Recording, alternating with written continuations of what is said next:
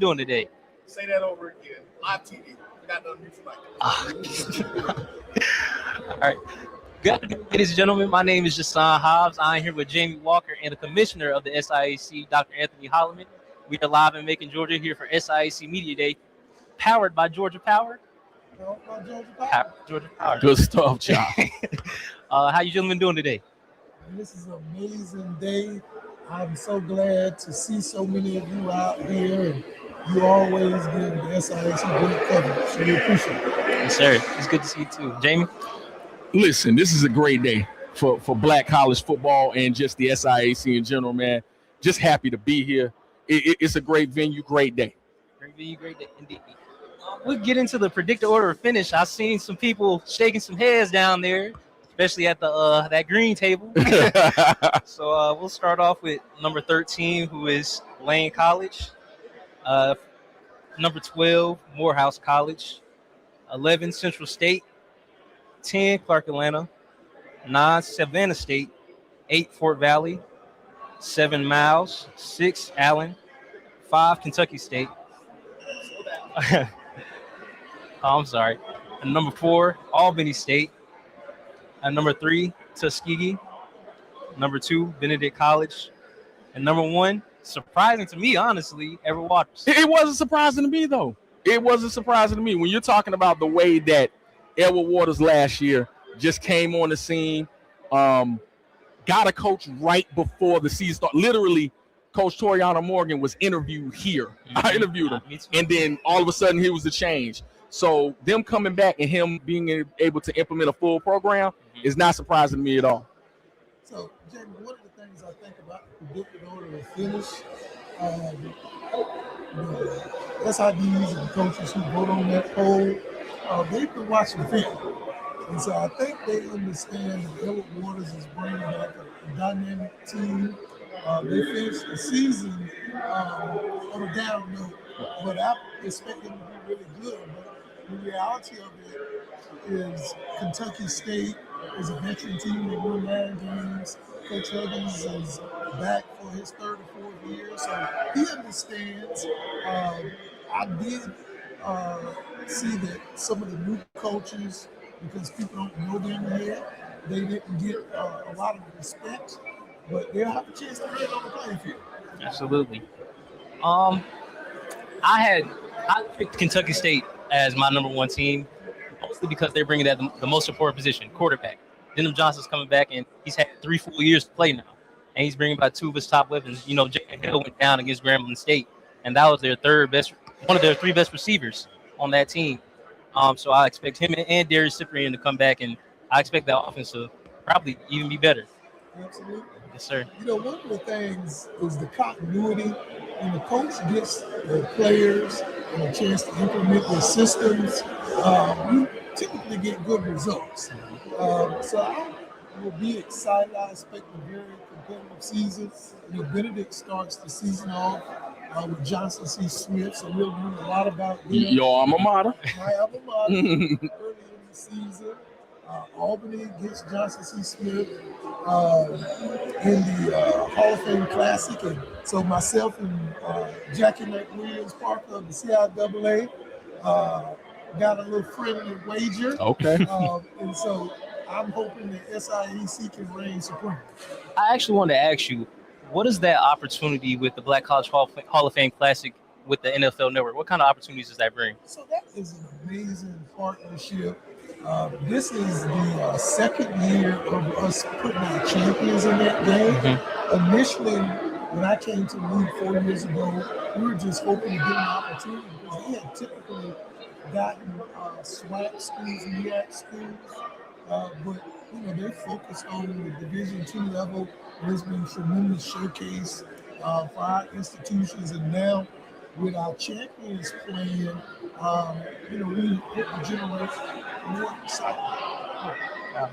Absolutely. Now, talk about some of the ins and outs of the conference itself. You handed out a lot of Commissioner Cup trophies and things of that nature. You can see just what they're concentrating on and just exactly what overall, not just football, but what these SIDs, what these ADs are doing in relation to just the conference. Talk about what the next progression of the conference is. I know some things are changing and things of that nature, but just talk about what you want to do as far as progression of either football or just the conference in general. So, Jamie, our goal is to sponsor sports that interest the students that attend our institutions. So we'll be adding flag football. That'll start in the spring. And so we're excited. I think we have 10 teams that will be participating in flag football. So we have been progressive. This is the second year that we have indoor track.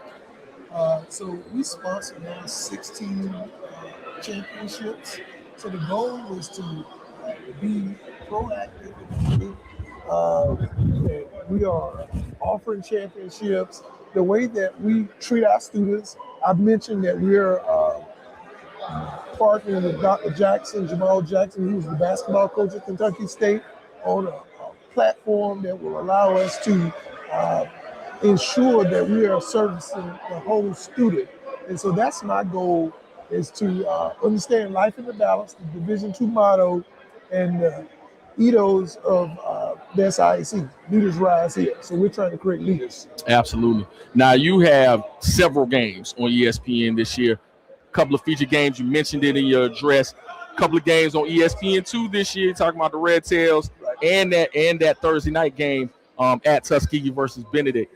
Talk about what that coverage does for the conference. Well, to be on the worldwide leader is tremendous. We're the only Division II conference that has a exclusive deal with ESPN. So they are they hold our rights, and anybody else that we partner have secondary rights. And so we're looking to extend our deal.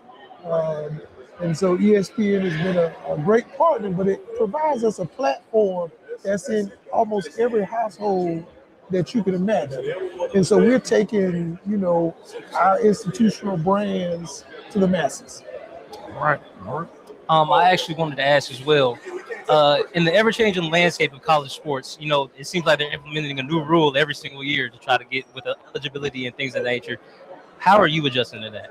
So the reality of it, the only way I think you can adjust is to get a seat at the table so that you can be involved in the discussions. And so I've been very fortunate with my colleagues at the SIAC, SWAC, and the CIAA that we have been involved in the political process. We have been involved with the Protect College Sports Act, the Scores Act, understanding that we have just as much at stake as the Power Four. There may be talking about different dollars, but we're talking about survival. And so we are committed to having a voice and being able to advocate for our member institutions. Absolutely. Well, Dr. Holloman, thank you so much for giving us your time. You're always gracious with your time and keeping it candid. We appreciate having you. Thank you guys for being here. And I know that all these young people are waiting to talk to you. And so thank you. Absolutely. Appreciate you once again. Yes, sir. Right. All right. We'll be right back here. We're going to take a quick break, and we'll be bringing you more coverage.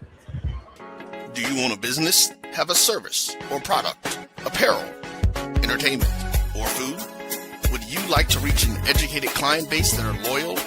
Then the Urban Passport Business Directory is for you. The Urban Passport is your premier digital discount and media portal with the Urban Digital Television Networks and V108 The Vibe radio properties embedded. Stay connected with the community with the latest news, entertainment, and HBCU sports and culture with the Black College Sports Network.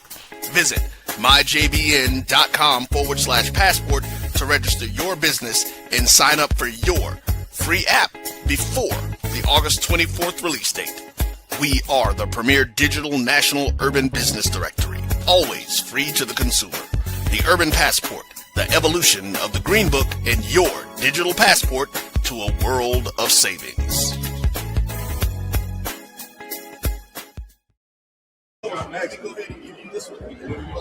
What? Yeah. So Play a commercial bed.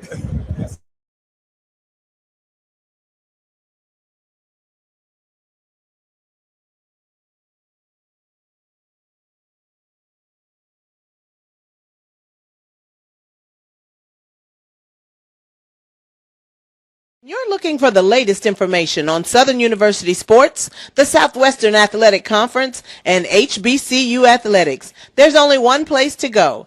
Tune in to the Carlos Brown Show, exclusively on the Black College Sports Network.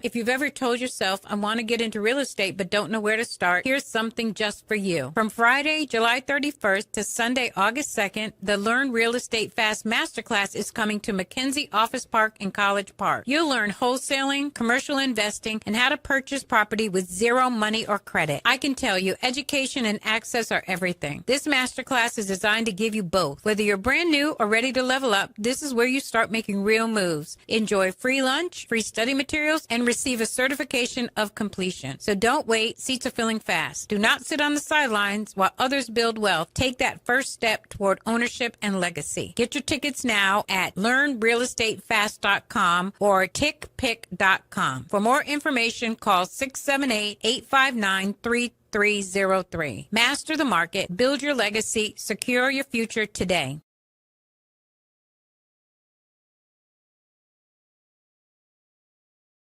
Introducing the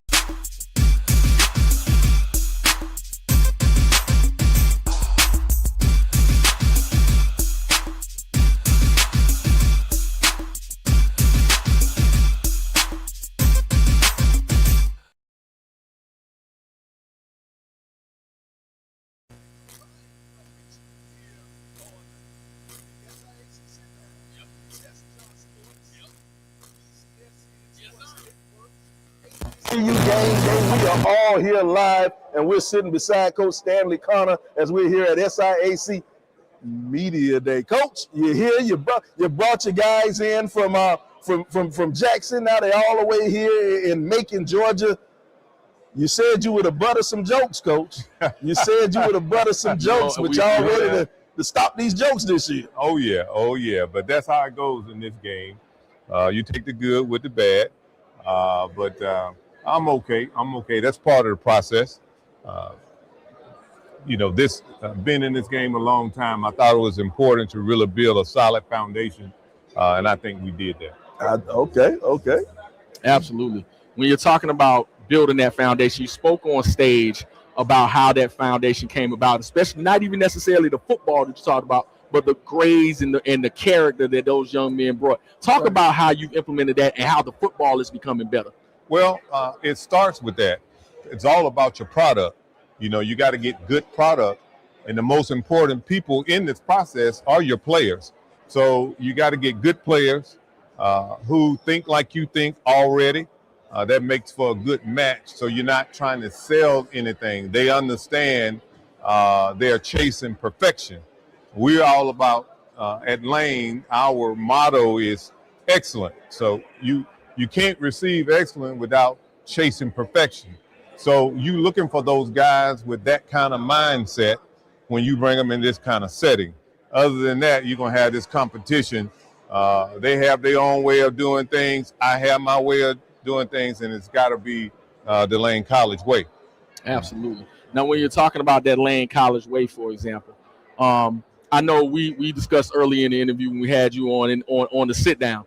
You can go back and check that out as well. But when it comes to just all those pieces coming together, you were talking about all of those things finally coming together for a cohesive unit.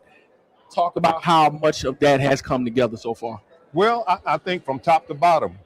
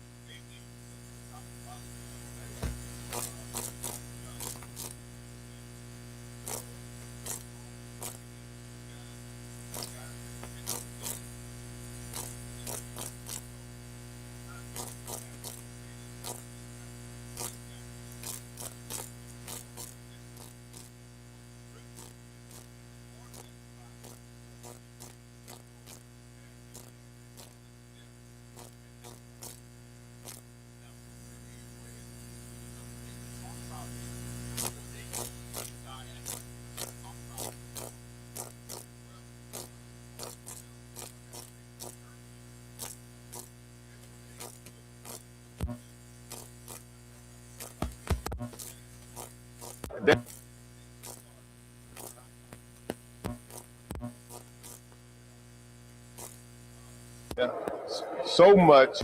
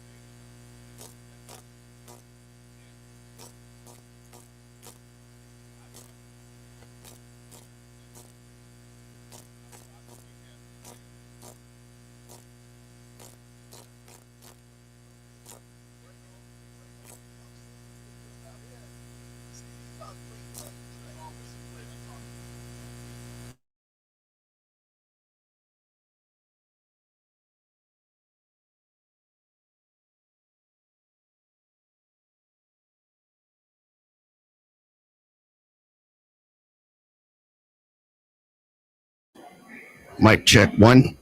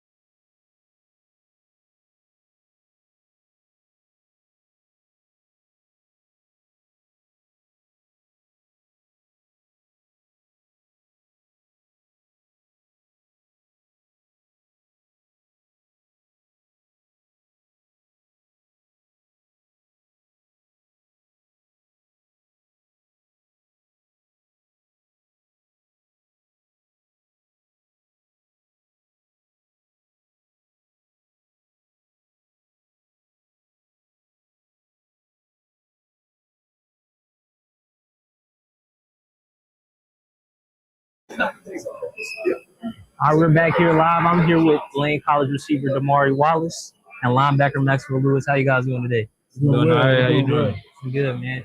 So I want to ask you. Rough season last year, but what's the difference in the energy in the locker room this year so far? Well, I can say the difference in the energy. Everybody has high energy this year. All the players that we had come in new.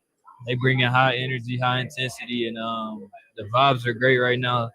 Everybody looking forward to changing the culture. We don't want the same outcome. We coming to prove a lot of people wrong. So everybody just got that mindset on winning. I could definitely piggyback off my boy. Yeah, we definitely came ready to work. We got a stronger mindset of in the weight room. We got to take the weight room serious. We got to take the small things more serious because the small things, it's a big deal for us. and we don't want the same outcome as last season. How's it been getting adjusted to a new coaching staff, or just getting introduced to a new system? How's that been? It's been pretty easy, making it easy for us to adjust to who they are. They've been helping us adjust by just staying on us all the time, making sure we understand what's going on and what their goal is, so we can understand and complete that goal for this season. What I can say about this new coaching staff, they're definitely more about family. Like, we're not just players to them. They make us feel like family. When we need something, we can talk to them, and they definitely look out for us. Who's had the biggest impact on you guys individually with this new staff, if you had to say? Who I would definitely say Coach Carter. He's been here throughout most of my journey. He's very level, like he sees eye to eye with things that we have on campus and things like that. But yeah, definitely Coach Carter. I'd say Coach Connor for me.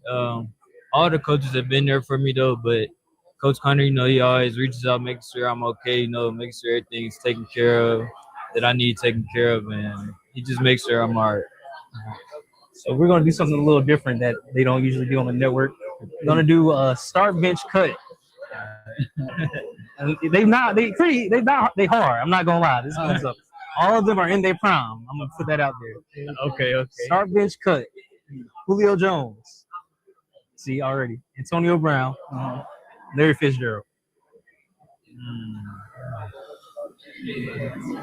I'm gonna start Julio. Thank you. I'm gonna bench Antonio. And I'm gonna cut Larry. Why? Yeah. Why? I don't know. That's just my preference. That's just my preference. I don't know. I might go the same. I might start Julio, bench Antonio, and cut Larry. I picked Julio starting because he's just a dog, like ball hawk. Like he'll get up there and get that. Like that's why I start Julio for sure. All right, now we're gonna do one more. Keep 4, cut 4. Random tiers of quarterback. So you don't know who's next. I'm not gonna give. It's gonna be random. All right, Baker Mayfield. Cut. Easy. Yeah, I'm gonna cut too. I'm gonna cut. Drew Brees. I'm gonna keep Drew Brees. I feel like I'm gonna cut. I'm gonna cut him. Oh. All right. Matthew Stafford. I'm gonna keep Matthew Stafford too. All right. Phillip Rivers. I'm gonna cut him. I'm gonna cut him too, man. I'm gonna cut him. Eli Manning. Keep. Cut. Keep. Let's show keep. All right. Ryan Fitzpatrick. I'm trying to keep up with how many cuts you got. I think I got 3 cuts. I got 3 cuts on that. Oh, damn. I got 3 too. I might cut him. I'm gonna cut him. Yeah, I'm gonna use my last cut on him too. All right. So y'all are keeping. Y'all lucked out, really. Y'all keeping Matt Ryan, Tom Brady. Oh yeah. And that's all of my numbers. There we go. Yeah. So y'all looked out. Y'all did pretty well. All right. Well, thank you guys for joining me, man. I look forward to watching y'all throughout the season, man. And good luck. Yeah, appreciate you having us. Yeah, for sure. We're gonna take a quick break. We'll be right back with more coverage. For over 30 years, HBCU Image has been more than just an apparel store. We've been a movement, a state, a legacy. We celebrate the pride, the purpose, and the culture that make historically black colleges and universities legendary. Whether you're a student or a lifelong supporter, our gear lets you wear your HBCU story with confidence and style. Because when you wear HBCU Image, you're not just wearing clothes. You're wearing culture. You're wearing pride. You're wearing purpose. HBCU Ever told yourself, I want to get into real estate but don't know where to start? Here's something just for you. From Friday, July 31st to Sunday, August 2nd, the Learn Real Estate Fast Masterclass is coming to McKenzie Office Park in College Park. You'll learn wholesaling, commercial investing, and how to purchase property with zero money or credit. I can tell you, education and access are everything. This masterclass is designed to give you both. Whether you're brand new or ready to level up, this is where you start making real moves. Enjoy free lunch, free study materials, and receive a certification of completion. So don't wait. Seats are filling fast. Do not sit on the sidelines while others build wealth. Take that first step toward ownership and legacy. Get your tickets now at learnrealestatefast.com or tickpick.com. For more information, call 678-859-3303. Master the market, build your legacy, secure your future today.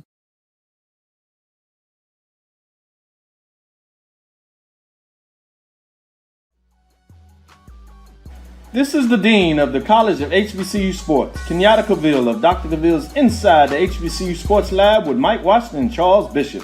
Come mix it up in the lab where the course lecture is in session every Tuesday from 6 o'clock p.m. Central Standard Time on Facebook Live, YouTube Spreaker, or the BCSN app.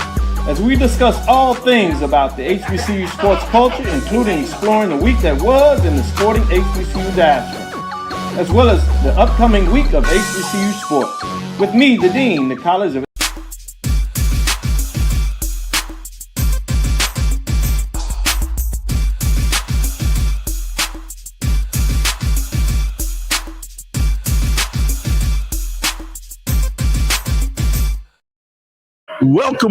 Welcome. We are back live here at SIAC Media Day. It's the SIAC Sit Down along with JustJahSports, Black College Sports Network, HBCU Game Day. It's a lot of us all in one spot for a sit-down interview. Real quick on Media Day, we are joined by Coach Sherrod, head Maroon Tiger. We're here at Media Day. How did you enjoy your first SIAC Media Day? I enjoyed it. It was a great opportunity, a great experience for me and for my players. It's actually my very first media day that I actually be able to do. So it was a great experience for me. All right, well, we're glad to have you here now. Those preseason rankings came out. I don't know how excited you were about that preseason ranking, but how do you feel? They had Morehouse slotted at 12. Well, predictions, they just tell, like I said earlier, just tell where people think we are right now and really what they think of Morehouse football. So it's our job to go out there and change that perception. And it's about how we work, how we stack days, how disciplined we are. And we'll do those things throughout the preseason.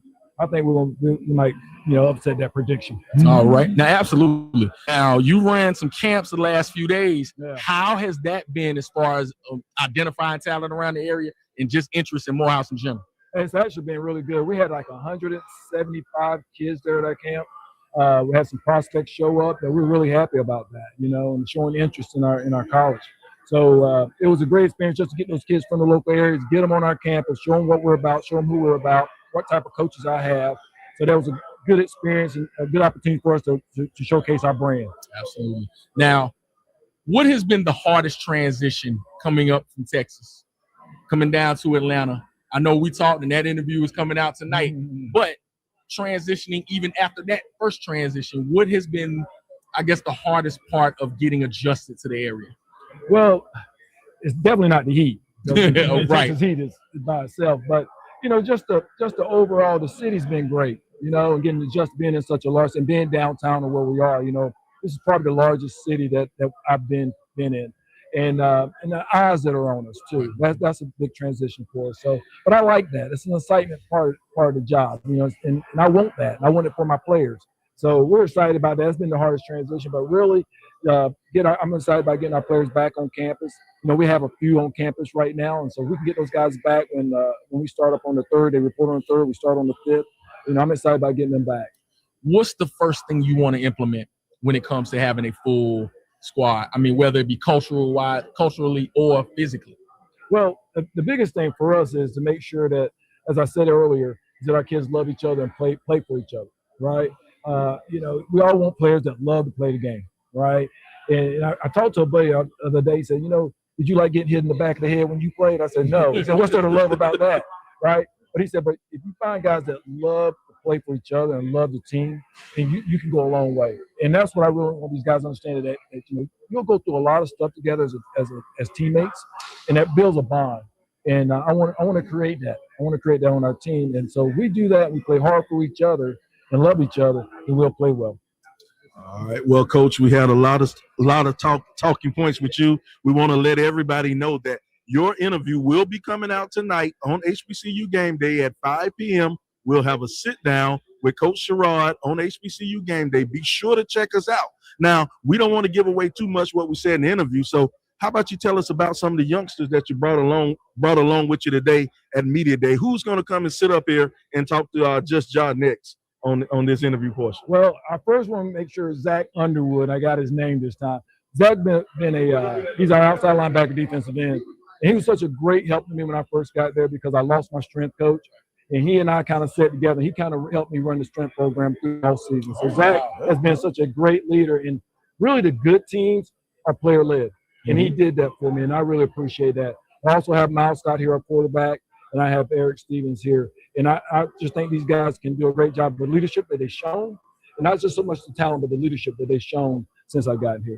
All right. Yeah. Well, you have it. We'll have them show up in a second, and they'll talk to Just Jah on sports as we get ready for part 2 of this sit-down on SIAC Media Day.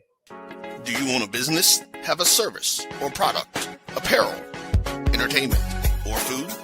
Would you like to reach an educated client base that are loyal? Then the Urban Passport Business Directory is for you. The Urban Passport is your premier digital discount and media portal with the Urban Digital Television Networks and V108 The Vibe radio properties embedded.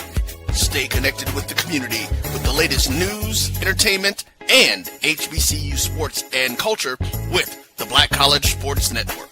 Visit myjbn.com/passport to register your business and sign up for your free app before the August 24th release date.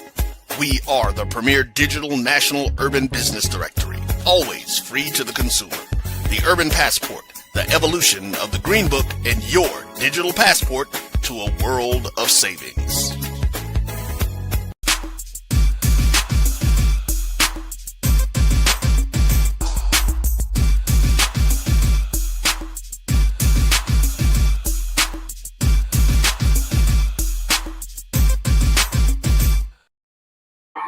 Welcome back to SIAC Media Day. My name is Jason Hobbs. I'm here with the Morehouse Maroon Tigers.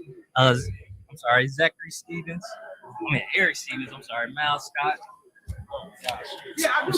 And Zach Underwood. Underwood, you were selected all SIAC first team, preseason all SIAC first team. So what can you say that talks to your work ethic? How does that speak to your work ethic? It shows that it's relentless. I'm there for my guys. I love my team. That's one thing about me. I love my team. I wish I could put that whole team on the. I'm blessed to have that recognition, but I wish I could put my whole team. I wish it said Morehouse there, not Zach. That's really how I feel towards my team, and I feel towards the guys, because when I put in hard work, they're like, okay, if he can do it, I can do it, and it shows that kind of grit that they're starting to bring. All right, for you guys, Morehouse had a very high-powered offense last year, and it brought you the single-season passing record for the school. So what can you say? How is that moving over into a new coaching staff and trying to pick up a new system? How is that process going? I would say having a new coaching staff and a new system is honestly something that I've been used to. This is my 4th new system that I've been in since I've been at Morehouse. So obviously it's not something that's easy, but it's something that, I'm familiar with, and something I want to, work and learn all the plays, learn what the coaches want from me, learn the offensive line play, running back play, receiver play, so we can all be on the same page and, excel as an offense.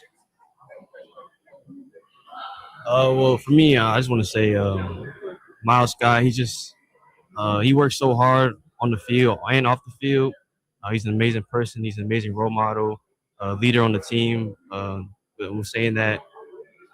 I just feel like me and Miles on the field, our connection, it might look natural on the game day, but it really just trickles back to the work we put in on practice, after practice, just getting extra reps, working on our timing, and just getting an understanding. We're always communicating with each other.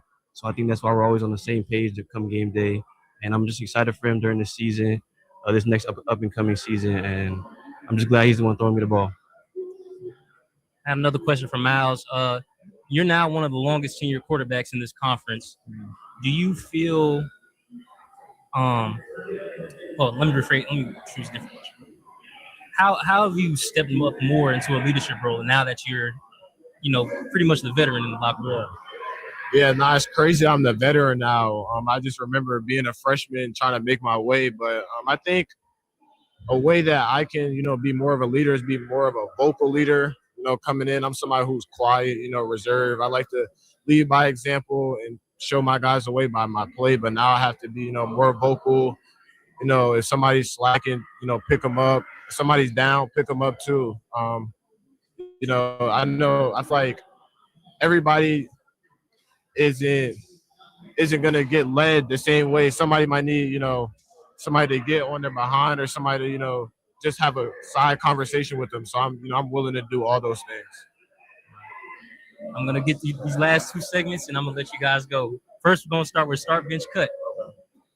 I'm gonna do the offensive guys first, then I'll get you on the defense. All right. Start, bench, cut. Julio Jones, Antonio Brown, Larry Fitzgerald, all in their prime. Nah, but you're a receiver, bro. What was it? Julio Jones. Who else? Antonio Brown and Larry Fitzgerald. Oh, my goodness. All right. I'm going to have to cut Larry Fitzgerald. Oh, my gosh. I'm going to bench Antonio Brown, and I'm going to start Julio. Why? Everybody has cut Larry Fitz so far. So why do you think that is? I don't know. He's really an underrated guy. I know he's a really great player and everything, but I just think Antonio Brown and Julio Jones, those guys separate themselves way more, in my opinion. Okay. Quarterback. I probably agree with Eric. I'd probably say start Julio, bench AB, and cut Larry Fitzgerald. I'm glad we're all in agreement about Julio. That's my main. But I don't know, because Antonio Brown was like, if I'm not mistaken, I think that he had more longevity than Julio Jones as far as stats wise. But I think when Julio Jones was in his prime, he made more of he was a difference maker on the field. Like, he was 6'3", 220, like moving 4'3". You can't do nothing with him. That's fair. All right. I got one for you. We're going James Harrison, TJ Watt, Aaron Donald, Watt, and then I'm cutting. Who's the first one you said? James Harrison. Yeah, I'm cutting James Harrison. Why are you cutting James Harrison? I just like the other two guys more. I resonate with their film more. Fair enough. All right, now I'm doing the keep for, cut for, but you guys all have to collaborate on this. Y'all got to come to an agreement.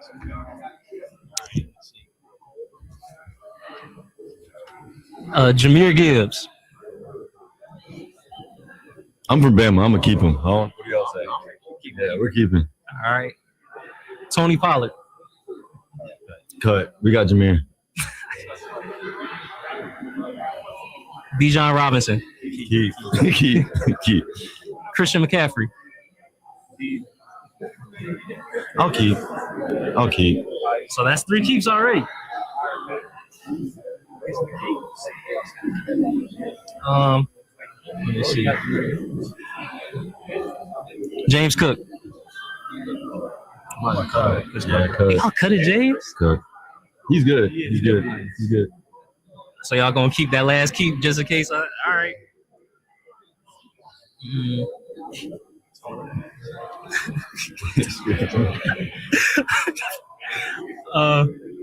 Saquon Barkley. Keep. All right, so your last cut, Derrick Henry. Can I trade him for CMC? There's no trades, y'all. No. True. I'll trade him for CMC. You'll trade him for CMC. What would y'all say? I like CMC better than Derrick. We'll keep CMC. We'll keep CMC. All right, we're going to take a quick break. Thank you guys for joining me, man. It's been a pleasure. We'll be right back. This is Brian Fulford. AD Drew and I are co-hosts of the BCSN Sports Wrap. We talk about all things related to HBCU athletics. From the games, teams, coaches, and fan interest stories, we cover it all. You can find our shows on Facebook at BCSN Sports Wrap, YouTube at MyJBN Online, and everywhere you listen to podcasts like Anchor, Spotify, Google, and Apple Podcasts. You can also find the show on the Jericho Broadcast Network's app. Make sure to download. We look forward to you joining the conversation and being a part of the show. You're looking for the latest information on Southern University sports, the Southwestern Athletic Conference, and HBCU athletics. There's only one place to go. Tune in to the Carlos Brown Show, exclusively on the Black College Sports Network. This is the Dean of the College of HBCU Sports, Kenyatta Cavill of Dr. Cavill's Inside the HBCU Sports Lab with Mike.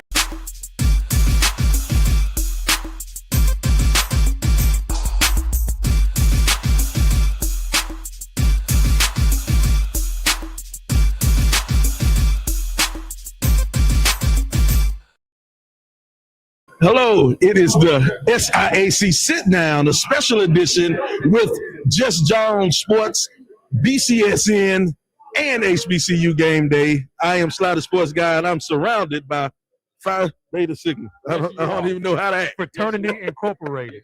Yeah. We are here with the one and only head coach, the head Wildcat, who's no longer serving any milk. The one and only Coach Marlon Watson. You got it right. I got it right. Let's go. I put the accent on this time. Coach, how you doing? We're gonna get right into it. Media day, second media day.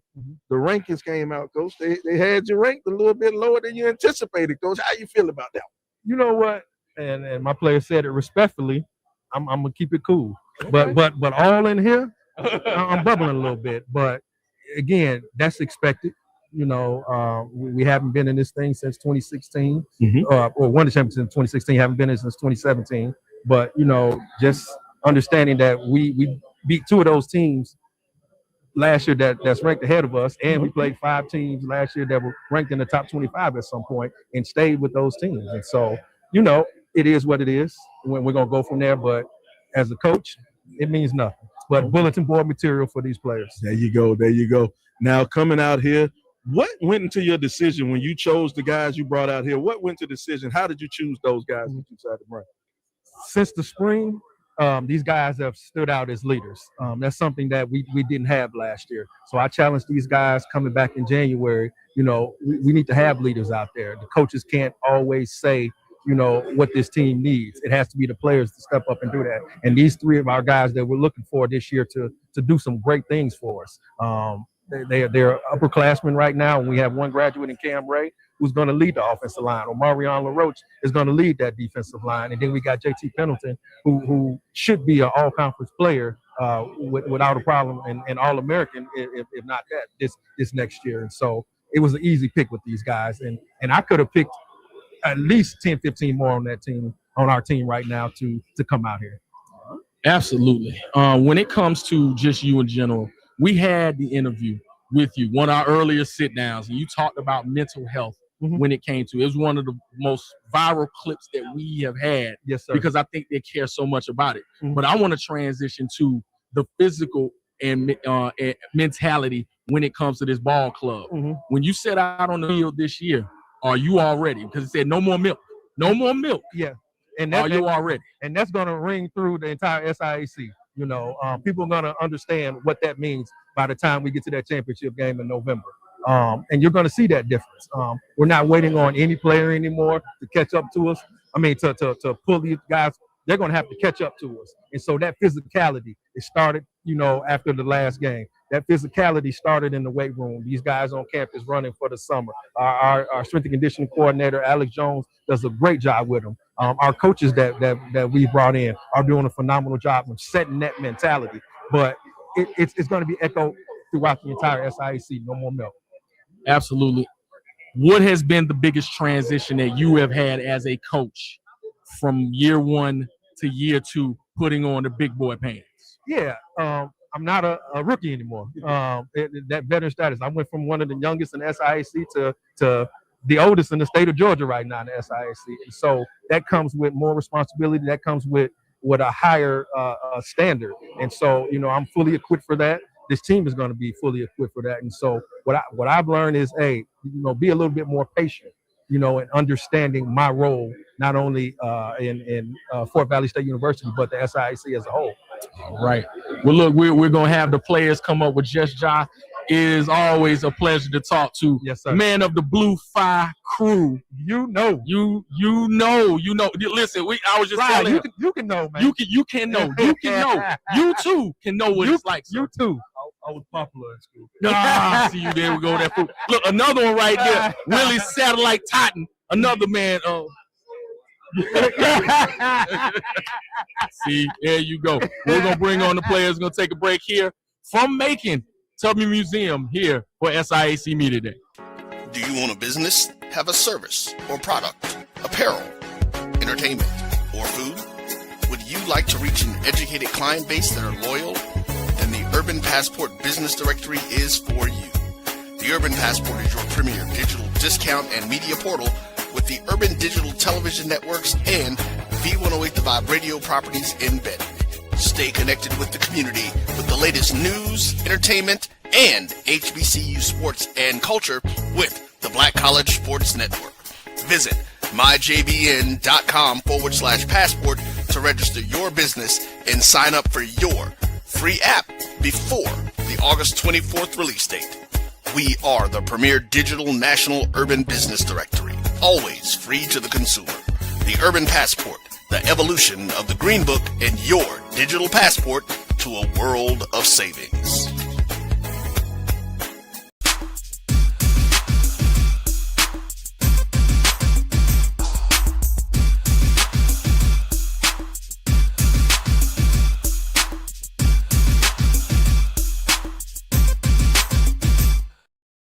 Welcome back to Macon, Georgia. We're here live at SIAC Media Day. I'm here with the Fort Valley State Wildcats, Omarion LaRoche, JT Pendleton, and Cameron Ray. How you guys doing today? Doing good. We're doing good. You guys had a finished season 4-6 last year. How would you guys rate your season? Last year was like a stepping stone for us. I feel like it was like a stepping stone. We had some downfall. Last year was last year, basically. We're gonna put that in the past, and we just been working the summer to get better. Last year? I say last year we was in our games due to talent. We just couldn't finish. If you go back and look at the actual box score, we was up on ranked teams. But yeah, that was last year. That's all I said. That was last year. This year gonna be a whole lot better. Gonna be a whole different turn, whole different program, and I'm just excited.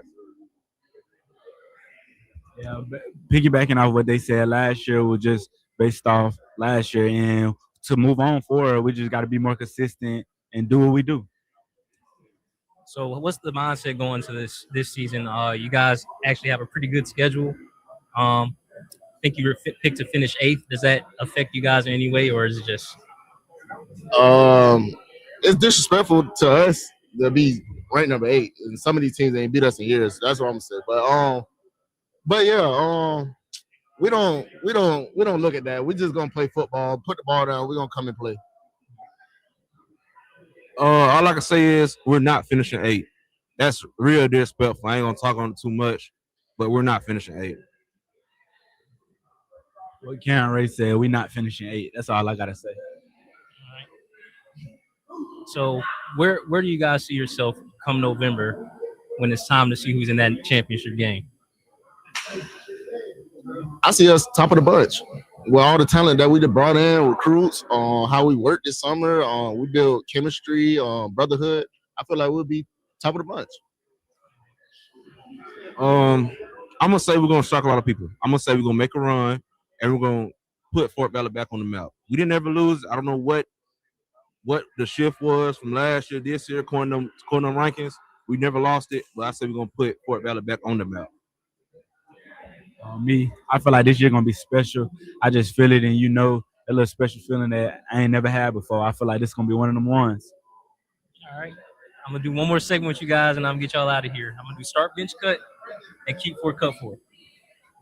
All right, so start, bench, cut: Antonio Gates, Tony Gonzalez, Shannon Sharp.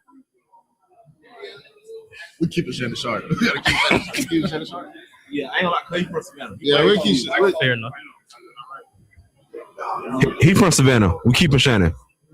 But Tony, ooh, Can't disrespect Tony G. I'm not out of HBCU though, I'm keeping Shannon Sharp in that lineup. I don't know if I start him bench him, but he's staying. He's not getting cut.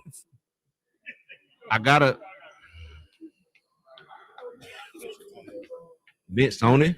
We might bench Tony. You benching Tony? I know that sounds crazy, but we benching Tony and we cutting Gates. That's crazy. All right, I left it over there. I'm gonna do one more start bench cut, then I'm gonna get y'all out of here. LaDainian Tomlinson, Adrian Peterson, Derrick Henry. All in their primes. Who's the person who said? LaDainian Tomlinson. LT, Derrick Henry, and what was the last one? Derrick and Adrian Peterson. You got to start. I'm AP. I ain't gonna lie to you. Forget what they talking about. I'm from Mobile, Alabama. You know who I'm starting and cutting. I ain't gonna lie. I don't know. That's a hard one, but I love LT, but I'm gonna have to do it though. Cut LT. That sounds crazy. I'm not cutting Derrick. You crazy. We're not cutting Derrick. He's crazy. Derrick Henry. Nobody. That's what I'm saying. We're benching him. Bro, he's a guy. He's a guy. He's a guy. Anybody else in this room 6'3", they not getting tapped. You got to cut Derrick. Bump what he talking about, man. You heard it from us live. Thank you. All right. We're going to take a quick break. We'll be right back with some more coverage. Thank you for watching the SIAC Media Day. Do you own a business, have a service or product, apparel, entertainment, or food? Would you like to reach an educated client base that are loyal? Then the Urban Passport Business Directory is for you. The Urban Passport is your premier digital discount and media portal with the Urban Digital Television Networks and V108 The Vibe radio properties embedded. Stay connected with the community with the latest news, entertainment, and HBCU sports and culture with the Black College Sports Network. Visit myjbn.com/passport to register your business and sign up for your free app before the August 24th release date. We are the premier digital national urban business directory, always free to the consumer. The Urban Passport, the evolution of the Green Book and your digital passport to a world of savings.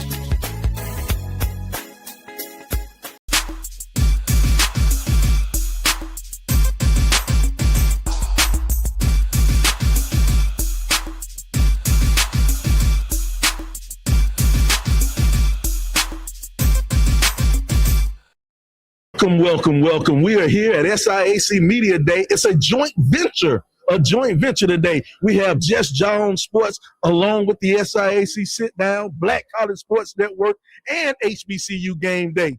We can only afford one camera, so there you go. That's why we got it. But we are joined by the head Yellow Jacket, the one and only. What did the P stand for? It stands for power. Cedric Pearl, the head coach of Allen University. Coach Pearl, glad to have you here at Media Day, second year at Media Day. Now, you came up, they had you rated kind of in the middle. Now, how do you feel about that preseason ranking, Coach? I feel okay, actually. You know, it doesn't bother us at all. It's just an opinion. Last year, they had us 9th preseason. Mm-hmm. We finished 4th. So this year, they got us 6th. One thing I do know, you got to play the game played on the field. There you go, game played on the field. That's the main thing. So I don't really worry about get caught up in the preseason poll. All right, now, Coach, you had a few losses. You lost a couple of players. You lost an all-conference player, conference player of the year. Yeah. You lost the all-conference guy. But how did you go about? Did you fill in the gaps, Coach? That's what the world want to know. Yes, we filled in the gaps. We went out recruiting our coaching staff. We brought in a quarterback that we signed out of junior college, and we signed another couple of running backs. And as always, our theme, we brought in more linemen. There you go. Hey, you got some big fellas up there on that line. Now, talk about how or what the summer in this program will be. Now, we talked to you earlier on at the sit down when we were in Atlanta. But now that you have everything's kind of adjusted in jail, talk about how the program has been and what will be your focus as everyone comes into camp. Well, our focus is, just like you said, with this new age, with the transfer portal, first thing you got to do is establish that chemistry, get the team in jail, get everybody to understand and know each other.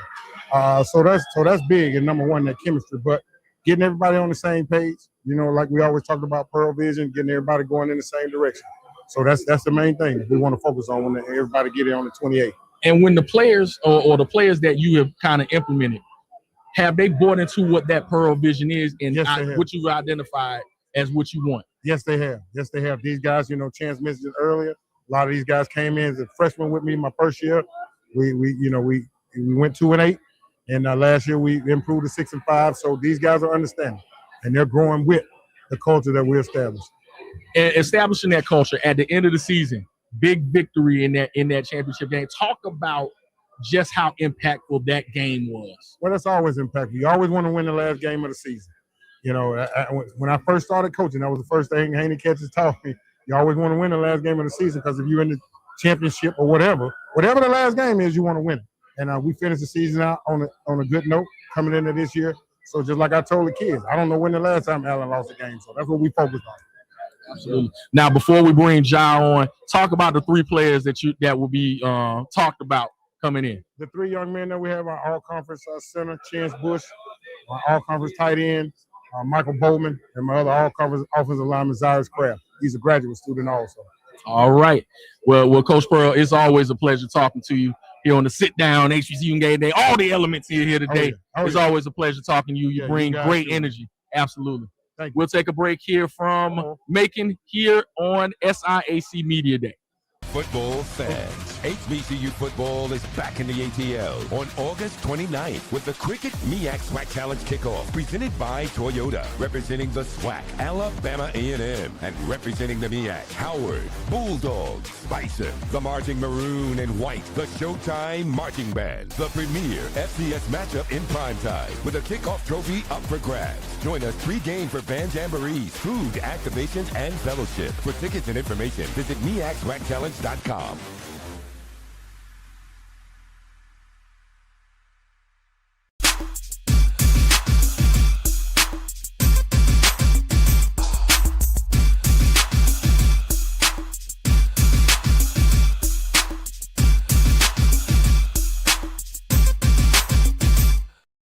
Welcome back to Macon, Georgia. We are live here at SIAC Media Day. I'm here with the Allen University Yellow Jackets with Michael Bowman, Chance Bush, and Zyrus Craft. How you guys doing today? Doing good. How about you?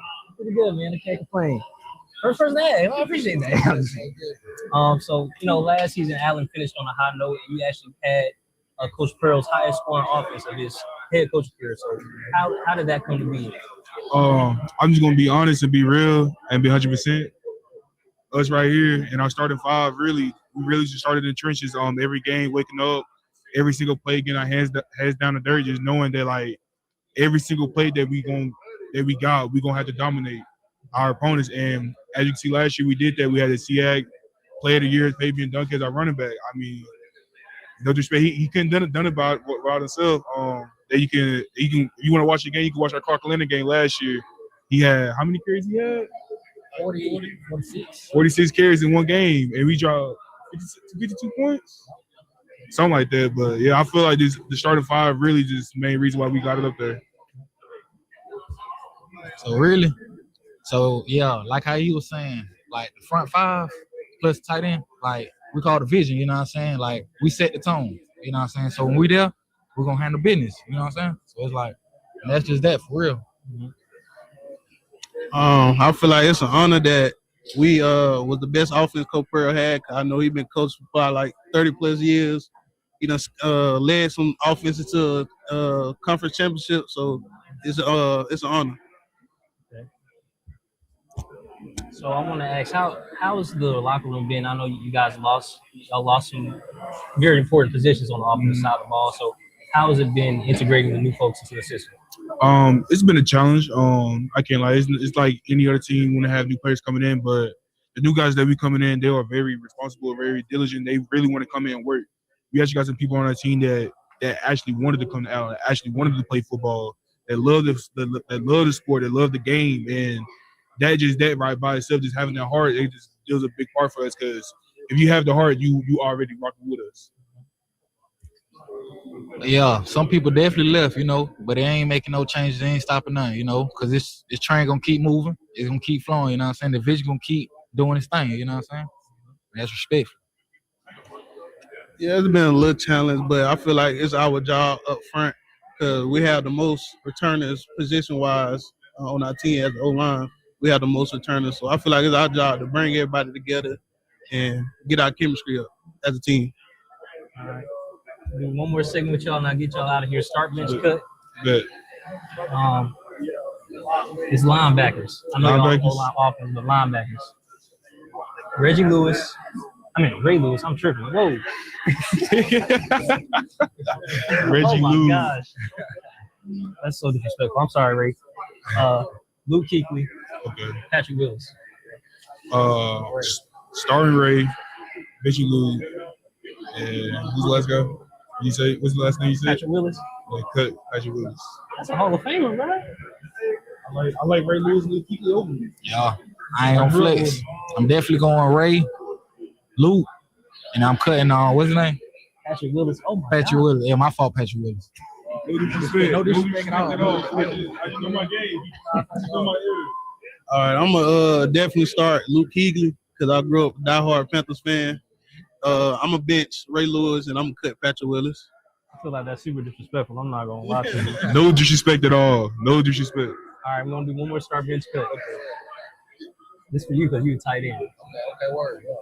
Antonio Gates, Shannon Sharp, Tony Gonzalez. Ooh. I'm gonna start Tony Gonzalez, bench Shannon Sharp, and cut Antonio Gates. Yeah, it's a tough one. It is. Say the names again. Shannon Sharp, Tony Gonzalez, Antonio Gates. All right, I'm going Shannon Sharp.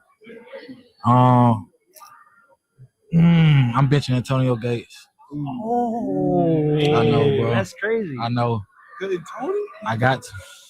You know what I'm saying? That's just how I see my lineup. You know what I'm saying? I'm gonna start Antonio Gates because he was in my era a little bit growing up. Bench Tony Gonzalez because I saw like the little end of his career, and yeah, cut Shannon Sharp. Oh, some of these lineups I'm not really sure about, man. I know, but cutting Tony G, the all-time Tony G, tight though? end receiving leader. Tony G, cut. I gotta respect it though. Gotta respect it. All right, we'll be right back. Thank you guys for joining me, man. It's been a pleasure, man. I Thank can't you. wait to watch y'all this season. Seriously, Thank you. man. We'll be right back with more coverage here on the Black College Sports Network. Do you own a business, have a service or product, apparel, entertainment, or food? Would you like to reach an educated client base that are loyal? Then the Urban Passport Business Directory is for you. The Urban Passport is your premier digital discount and media portal with the Urban Digital Television Networks and V108 The Vibe radio properties embedded. Stay connected with the community with the latest news, entertainment, and HBCU sports and culture with the Black College Sports Network. Visit myjbn.com/passport to register your business and sign up for your free app before the August 24th release date. We are the premier digital national urban business directory, always free to the consumer. The Urban Passport, the evolution of the Green Book and your digital passport to a world of savings.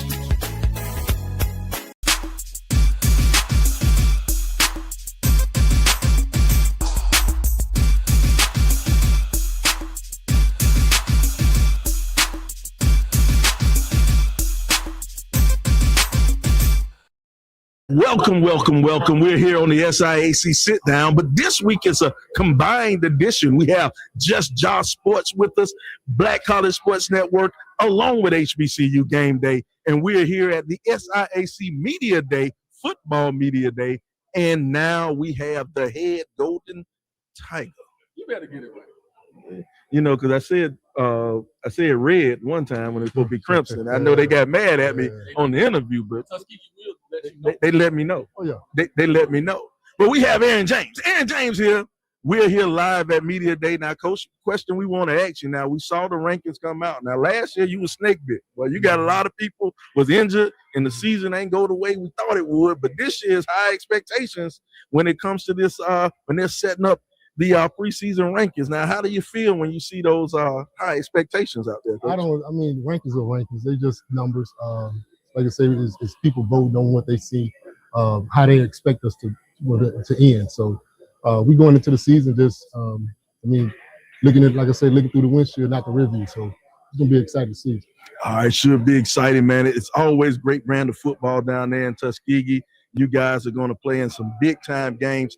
How do you get your team up to playing these type of games? You're going to start off, y'all going to play in Mobile, y'all do the Turkey Day Classic. How do you get these teams just ready to play in these big-time classics that you play every year? Each game is just a game for us. We're not going to listen to the outside noise, even though, it's a classic. And for me personally, I don't like all the pregame stuff with all the banquets and stuff, to try to get your mind unfocused. But we're going to be locked in and tuned in and ready to go. And like I said, we're going to treat each game as just taking care of who's ever the opponent on their schedule for that week. So it's just one game at a time. And speaking of opponents, I was at SIAC Media Day representing the SIAC sit down because they played 10 games against the SWAC this year. And talk about actually head coach T.C. Taylor of Jackson State sang your praises.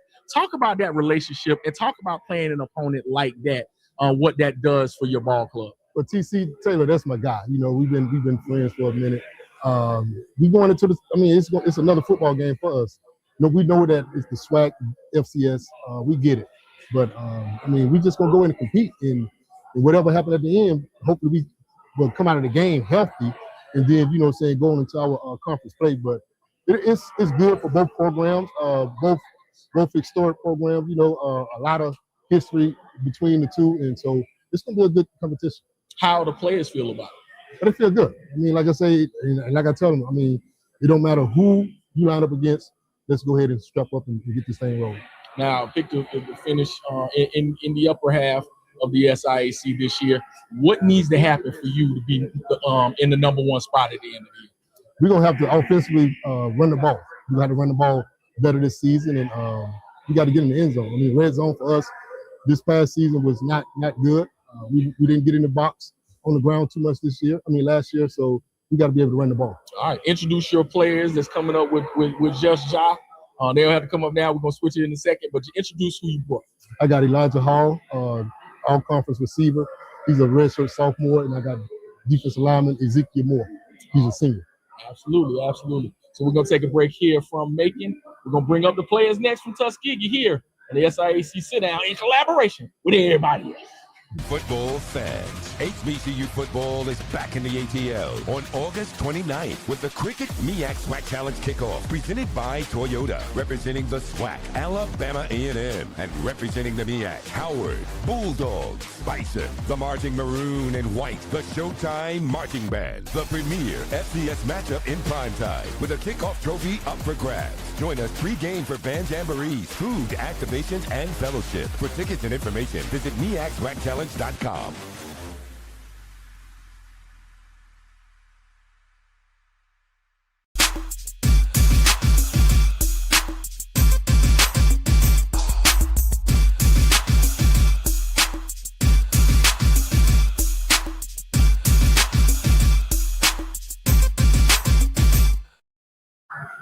Welcome back to Macon, Georgia. We're here live at SIAC Media Day. I'm joined by the Tuskegee Golden Tigers, EJ Hall and Ezekiel Moore. I'm so sorry. No, you're fine. But yeah, so talk about EJ. You established yourself as one of the best playmakers in the conference already. So, what do you think went into that? I say most of my work ethic. I do try to be in and out the facility a lot. I try to work more after hours, and I try to perfect my craft a lot all the time. The team finished the season on a high note, and so how are you guys carrying that energy into this season? We're really trying to come into this season with more of a dominant mindset, keep our foot on the gas pedal, and finish out games. Last year, it was more so of one or the other, where we'll choose a half to be dominant. If we could be dominant for a full 4 quarters, it'd be scary.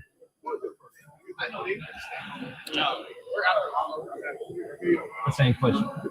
Oh, what was the question again? I'm sorry. No, you good. So you guys kind of finished on a high note after defeating Miles and Legion Field. How are you trying to carry that energy on how you finished last season as Michigan? Really, man, just build off of it, as just being dominant, knowing what our task is, just kind of just, hey, look, we know that we can win, and we just need to just come together and just be able to put everything together so that we can start from the first game of the season, which is West Alabama. So, yeah, man. Actually, I want you guys to speak to that. How does it feel being the team that has 2 nationally televised games? What does that do for you guys? Well, I think it's very exciting. It can be, it can have pros and cons to it. You can kind of like get out of character, or you can kind of work yourself up and then not play too good or whatnot. But I think it's very exciting for me because it's like it's a dream come true. Being able to play on national televised as a game, and it's just pretty cool, man. Just having a dream of wanting to play on ESPN ever since I was little.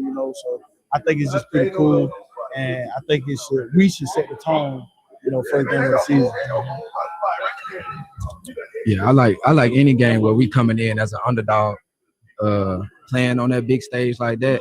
That's the games that we live for real as a child, being on TV like that.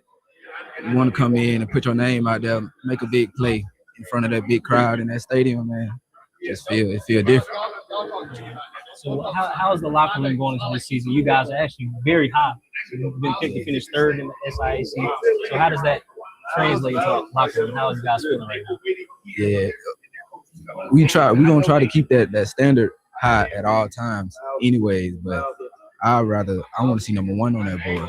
Yeah, they got it listed at 3, that's high, but in the end, the goal is championship. So as us two coming here to represent our team, we got to go back and preach to the locker room like, yeah, we finna try to go take it all. Yeah, man, just being like in the 3rd as far as in the SIAC racing, I think we just need to get back to a rich tradition of winning, man. I think Tuskegee been down for a while, but I think it's time for us to bring Tuskegee back on top, and and just play that winning football that Tuskegee and all the fans know. So that's just the biggest thing right now. Like EJ said, go back and preach to the guys and harp on, hey, look, let's go take it all. Let's be dominant. Let's go take what's ours. Yeah. All right, we're going to do this last segment, start bench cut. I'm going to start with these 3 receivers. Hans Ward, Andre Johnson. Dang, I forgot what I put down. Oh, let me open my notebook. I'm so sorry. I don't know if y'all, Marquise Colston. Oh, this is like mid-2010s, what? I bet. Restate the name for me. Hans Ward. Yeah. Andre Johnson. I know Andre Johnson. I know him. I know Andre Johnson. All right. I'll give y'all the other one there. All right. Julio Jones, Antonio Brown, Larry Fitzgerald.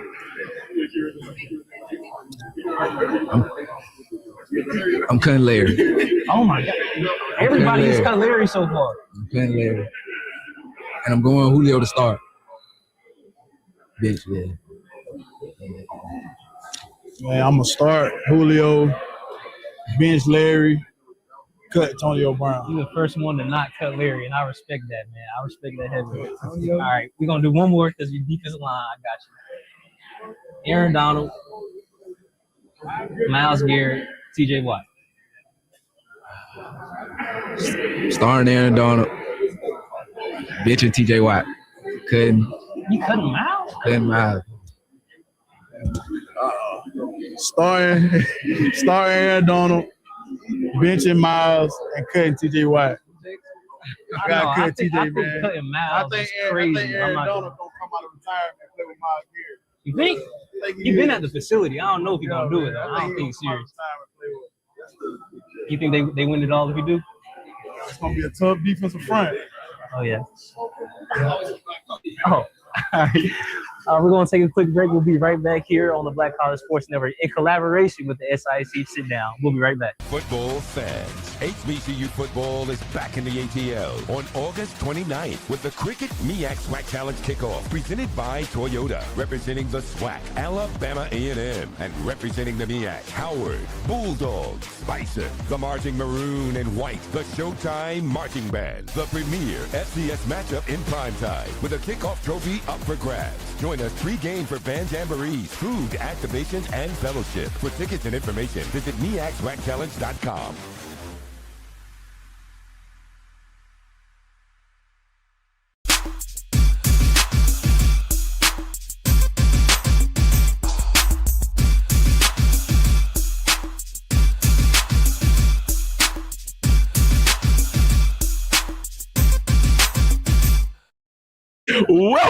Welcome. We are here live at SIAC Media Day. I am Sly Williams, Jamie Walker, and we are joined by the head Golden Bear, the one and only, the young-looking Coach Gould.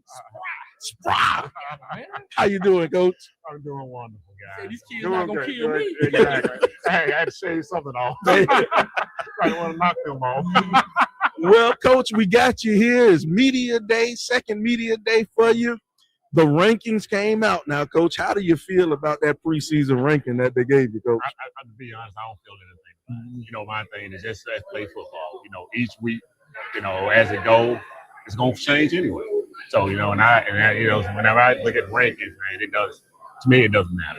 There you go. You got to play football no matter what. You got to play. You got to strap them up and get out there and play. Now, Coach, you're back here, first Media Day. You got a little taste of saw everything. Now, year number 2, coming into year number 2. How do you feel about your team coming into year number 2? Man, I feel great about them. You know, we went through the spring, had some transfers come in and, you know, look real well. And so we're going to be, like I told y'all before, we're going to be a different team, very different team. Absolutely. You were incredibly young last year. How did you supplement that youth with players you brought in? You've always had an eye for talent just based on your pedigree and what you've done as a player, as a talent evaluator. Talk about how those players coming in have supplemented what you already have. We did a great job as coaching staff, you know, from recruiting and, you know, getting a little bit more younger guys in that were real good. We got a couple of D1 guys in. That's going to help us a lot. And those boards and slots that we need to fill on the defense and the offensive side. And so we got that done. What position group do you think will take that next leap into where you need them to be to play? I'm gonna have to say 2 positions. You know, Okay. And that's O-line and D-line. O-line and D-line. That's where Okay. it starts. That's where it starts always. You know, we can block, then we can run the ball and pass.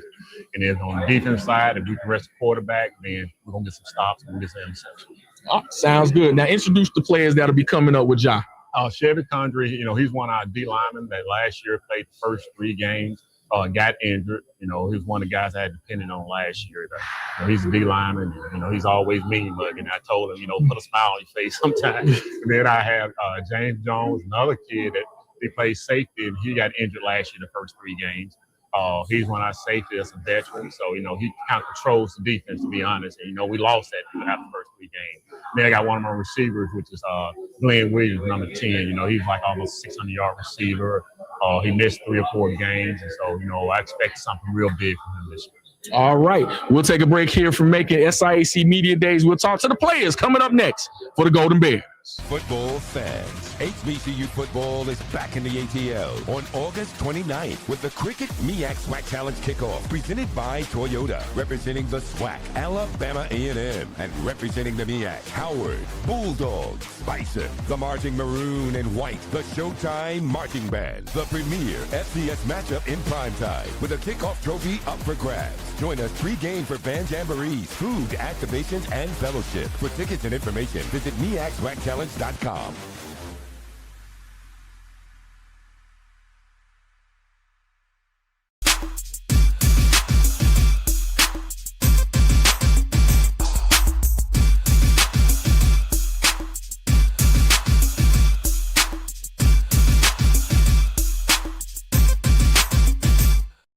Welcome back to SIAC Media Day. I'm joined by the Miles College Golden Bears, James Jones, Chevy Condry, and Glenn Williams. How y'all doing today? Good, we're good, we're good. Good to see y'all, man. All right, so last year you guys were a pretty young team. What can you say about the maturity throughout the year? We just, towards the end of the year, you started to see, like, we started to put drives together, full games together, and they just got that experience. When you're young, they really just new to the college scene, and you know, if you haven't been in that situation, you just really never know who you are in that situation. So towards the end of the season, mid of the season, we started to find out who we were, and get their footing in it to actually compete and, you know, go out there and just play loose. You know what I'm saying? Just be yourself and play football. That's what it was. Same question. I can't really hear. Well, I can't really hear you. What was the question? I said, what can you say about the maturity of the team throughout? Okay. Everybody really locked in. Like I can tell the difference between last year and this year. Like everybody really got that same mindset. We want to win. Everybody bought in. Like I can tell that from the difference. Everybody heart into it. And another thing, just less excuses now, man. It's just we don't hear anymore. My bad. I could have did this. I could have did that. Like we don't hear that no more, man. We just come ready to work, prepared. How do you guys feel about your ranking to finish right now? I think you guys are in the middle of the pack, about around 7. What's your take on that? It's just a number. We just ready to go back to school, play football. I mean, this Saturday is gonna talk. That's all we did. We ain't worried about it. So. To be honest, I ain't worried about a number, man. I just want to play football and dominate. That's it. Oh man, I'm just playing. I'm just playing. Yeah, it's just a number though, man. At the end of the day, Saturday at 1:00, we both gonna get on the field, play the same 100 yards. That's it. We're gonna do this last segment. I'm gonna do start, bench, cut. All right, let's do it. Start with receivers. Larry Fitzgerald. This collective or like everybody got their own? Y'all gonna do your own, but for start, for key for cup for collective. All right, key for cup. Larry Fitzgerald, Julio Jones, Antonio Brown, all in their primes. I ain't gonna lie. You want to go first, bro? You the receiver. You're the receiver. Say Larry Fitzgerald, Julio Jones, and Antonio Brown. I'm from Alabama, so we gonna start Julio. We gonna cut Antonio. We're gonna keep Larry though. Yeah, we're gonna keep Larry. They don't. That's what I'm saying. We're gonna keep Larry. Before Antonio Brown had that little mind problem, he was like that. Larry got more talent than dropped in his whole life. I don't care what you Larry was like that his entire career. Antonio Brown didn't trip out. And it ain't no if he did. It ain't no if. Yeah, he did. All right, I got some safeties. Sean Taylor. Brian Dawkins. Cam Chancellor. I'm cutting Cam off the real. I ain't gonna lie to you. He got it. Yeah, I'm cutting over Sean.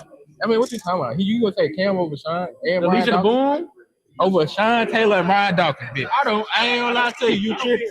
I ain't gonna lie. You not. This ain't your question. Bro. This ain't your question. Brian Dawkins. I'm trying to see. Do I want? Like, I ain't gonna lie. Sean really that guy. That's who I want. Man. That guy. I can't not start Brian Dawkins. So I'm gonna start Brian Dawkins, and I'm a bench. I'm a bench Sean. That hurt though. That hurt. All right, let me get his defensive line, and we'll get y'all out of here. Come on. Myles Garrett. Start. Aaron Donald. Bench. It's already over. We gonna get out of here. Y'all don't. Y'all over Aaron Donald. Yes. Yes. We'll be right back. We're gonna take a quick break. We'll bring up the next team. Do you own a business, have a service or product, apparel, entertainment, or food? Would you like to reach an educated client base that are loyal? Then the Urban Passport Business Directory is for you.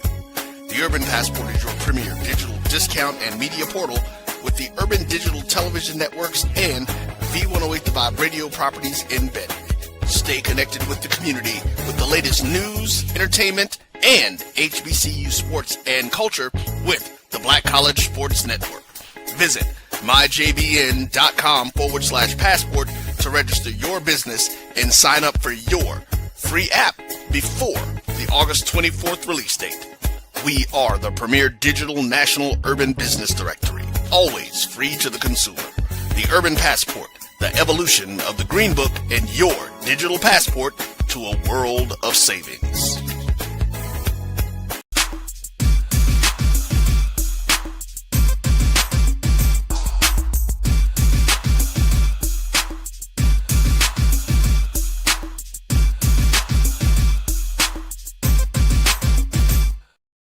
Welcome. We are here live at SIAC Media Day. I am Sly Williams. That's Jamie Walker, and we're joined by the head coach of Edward Waters University. Yes. Edward Waters University. Dr. Faison said, right? We got to say, you got to make sure we say it. Super fan. There you go. Super fan of the program. But we're here with the head coach, Coach Jenkins. How you doing, Coach? I'm doing good. Doing real good. Well, Coach, we're glad to have you here. Now we're looking at Media Day. They give out these preseason rankings, and something strange happened, something we never saw before. Edward Waters was ranked up there pretty high. Right. A lot of pressure on you, Coach. How you feel about that? Oh, we feel good. There's no pressure. I mean, rather if you rank 1 or 5 or 10, you still you want to have the same end result. So that's how we look at it. But we're very grateful that people have noticed our hard work and our commitment by our president, Dr. Faison, and by our AD, Ashley Connor, and also by our players and my coaching staff. But, you don't win any games in July and through preseason rankings. If that was the case, then they might as well give out the trophy now. But, we're going to look at it, enjoy it today, throw it out the window tomorrow, and just go right back to what we've been doing, and that's concentrating on the preparation process. All right. Now, we want to actually – we had a nice sit-down interview on HBCU Game Day. You can go and check the archives. We had a sit-down with Coach Brian Jenkins. But let's talk about Media Day for a little bit. Now, yesterday you guys had to do some acts of service. I think they were filling book bags, cleaning up and all of that. How did you guys feel about that? What did you all do yesterday? Well, we were the ones that cleaned up the community and different things like that, which we do that a lot at Edward Waters. We're required to do community service stuff. So regardless if it's going to the middle schools or elementary schools, reading to the students, or community cleanup, or book bags, or anything that has to do with the community, we're used to that. And our guys know that they have to put service into the community. That's just, to me, that's part of being a man. And that's one of my responsibilities, is teaching our players how to be men. So they enjoyed it, and but it was the norm for us. Absolutely. When it comes to you, we talked about this last year. This time last year, there was a coaching change. Literally, another coach was being interviewed, and then all of a sudden, you got the job. Now that you have, because you're experienced, you've done this. It's not your first rodeo. Right. What did you have to do to implement a full program coming in to this season? Well, the number one I had to do was build trust amongst the whole team. Because if you remember, I was the offensive coordinator, so the majority of my time was with the offense. And so that's where I had the most trust with the offense. But I had to branch over and build trust with the defense and the special teams as well. So it was just build trust with the whole team, get them to understand my vision and ultimate goal, and then just put together the best package to get there. What has to happen for you to maintain that number one spot? What has to happen this year? Well, the number one thing is the number one spot is not the most important thing. The number one thing is for us to maintain, the team that we want to be. And we got to be consistent in our efforts through everything, no matter what. And if we can do that, then the end result will be what we want it to be. Like I tell our guys, coming into camp and training, we want to make sure trained behavior becomes instinct, and instinctively we can operate off our trained behavior. If we can master that, then I think we got a chance to be a good football team and be the team that's number one in the end. All right. Well, introduce some of those masters that have come with you from Duval. Well, I got Trayvon French, who's our all-conference linebacker, who's been a steady starter for us and one of the leaders on our defense. And then we got Mr. 1000, JT Thomas, who's a guy who's been with us a long time. He's been with me the whole time I've been at Edward Waters. So to get a chance to see him finish out his career and I do it as the head coach is a phenomenal thing. We also got our beautiful athletic director, Ashley Connor. And then, of course, Mr. All the Way Live, our president, Dr. Faison. Who will text you if you say something backwards or wrong. Yes, he will. He will. Now, that'll be the first sign before we swing on you. Yes, I will let you know that. He is from But no, ATS. He is at Grady. We found out. We went to Grady High. But make no doubt about it. Great guy to work for. That's another thing that's good. I got a great group of administrators where I can be myself. And they hear me when I ask for things, and they're very transparent. We're all on the same working scale as trying to get it done and build the best program that we can build. So I'm excited about the season, and I'm just ready to spot the ball and play football. There it is. There it is. We'll take a break here from Macon. SIAC Media Day here on BCSN with the SIAC Sit Down. football fans. HBCU football is back in the ATL on August 29th with the Cricket MEAC SWAC Challenge Kickoff presented by Toyota, representing the SWAC, Alabama A&M, and representing the MEAC, Howard, Bulldogs, Bison, the Marching Maroon and White, the Showtime Marching Band, the premier FCS matchup in primetime with a kickoff trophy up for grabs. Join us pre-game for band jamborees, food, activations, and fellowship. For tickets and information, visit MEACSWACChallenge.com.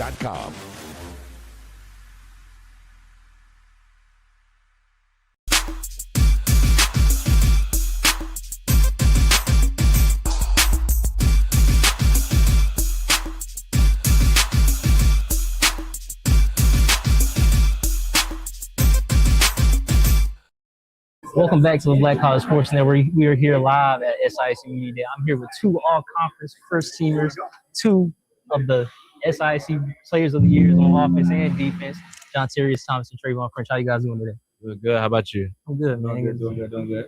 So, obviously, off real, predicted to finish first. How are you guys feeling about that? It's an honor. You know, like Coach says, we all 0-0. Nothing's earned in July. So we'll just come toward the season, see how it goes. Yeah, same as he said, man. I'm thankful, but honestly, just ready to get back with the guys and start back practicing and preparing for the season. Just get ready to play. That's all I'm really focused on. What can you say is? Do you guys take a compliment to the coaches and ADs selecting you guys as two of the best players in the conference? How do you guys feel about that? Do you feel how's that recognition for you guys? I mean, it feels good, but at the end of the day, I know it isn't just me. I know I got my teammates. They're the reason why the guy who I am. Especially my O-line, man. If it weren't for them, I wouldn't be here. So if I didn't have 5 guys in front of me, I would have no yards. So I give it all to them. I give all things to them. So that's how I look at it. Mm-hmm. Yeah, it's definitely a blessing. Like you don't always get a chance to earn Defensive Player of the Year, preseason stuff like that. But like you said, on my teammates make me better every day. My D-line up front, safeties behind me, corners, they make me make plays like I help them make plays. Mm-hmm.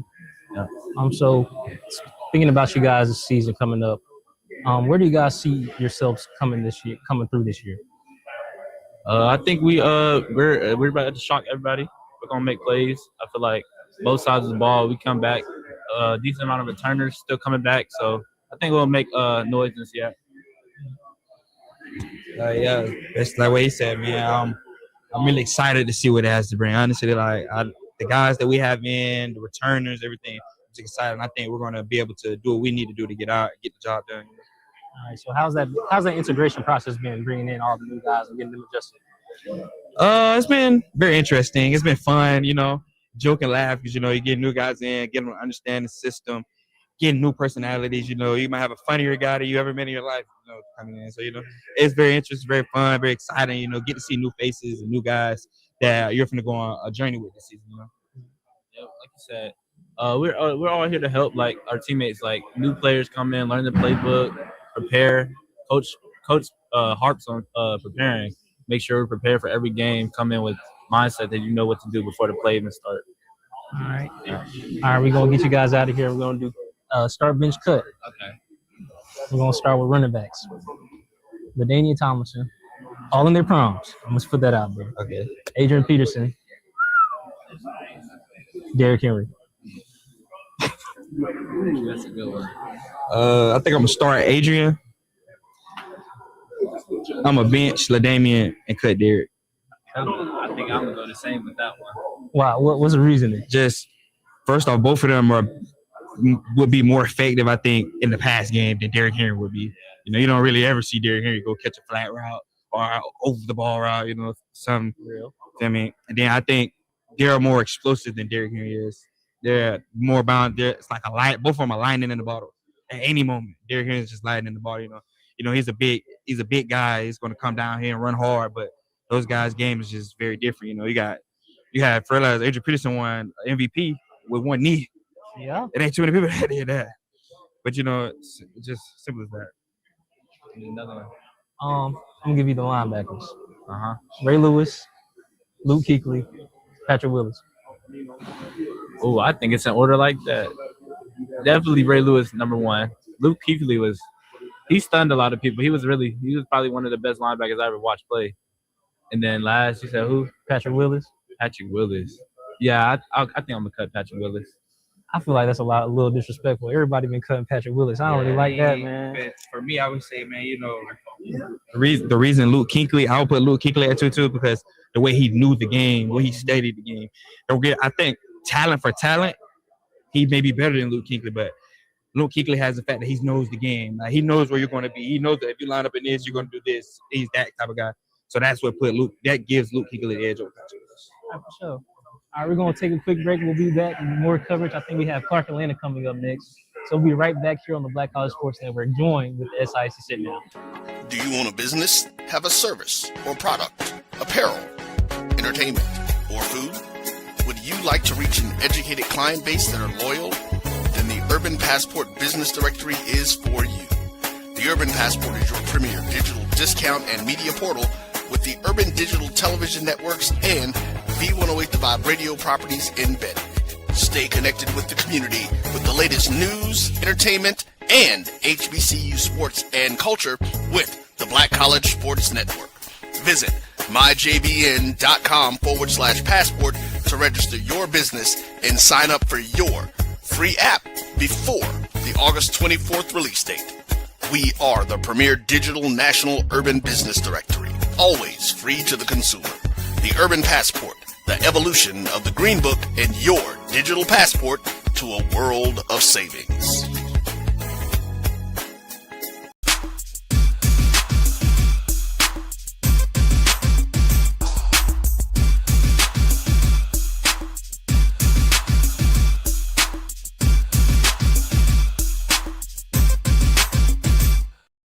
Welcome.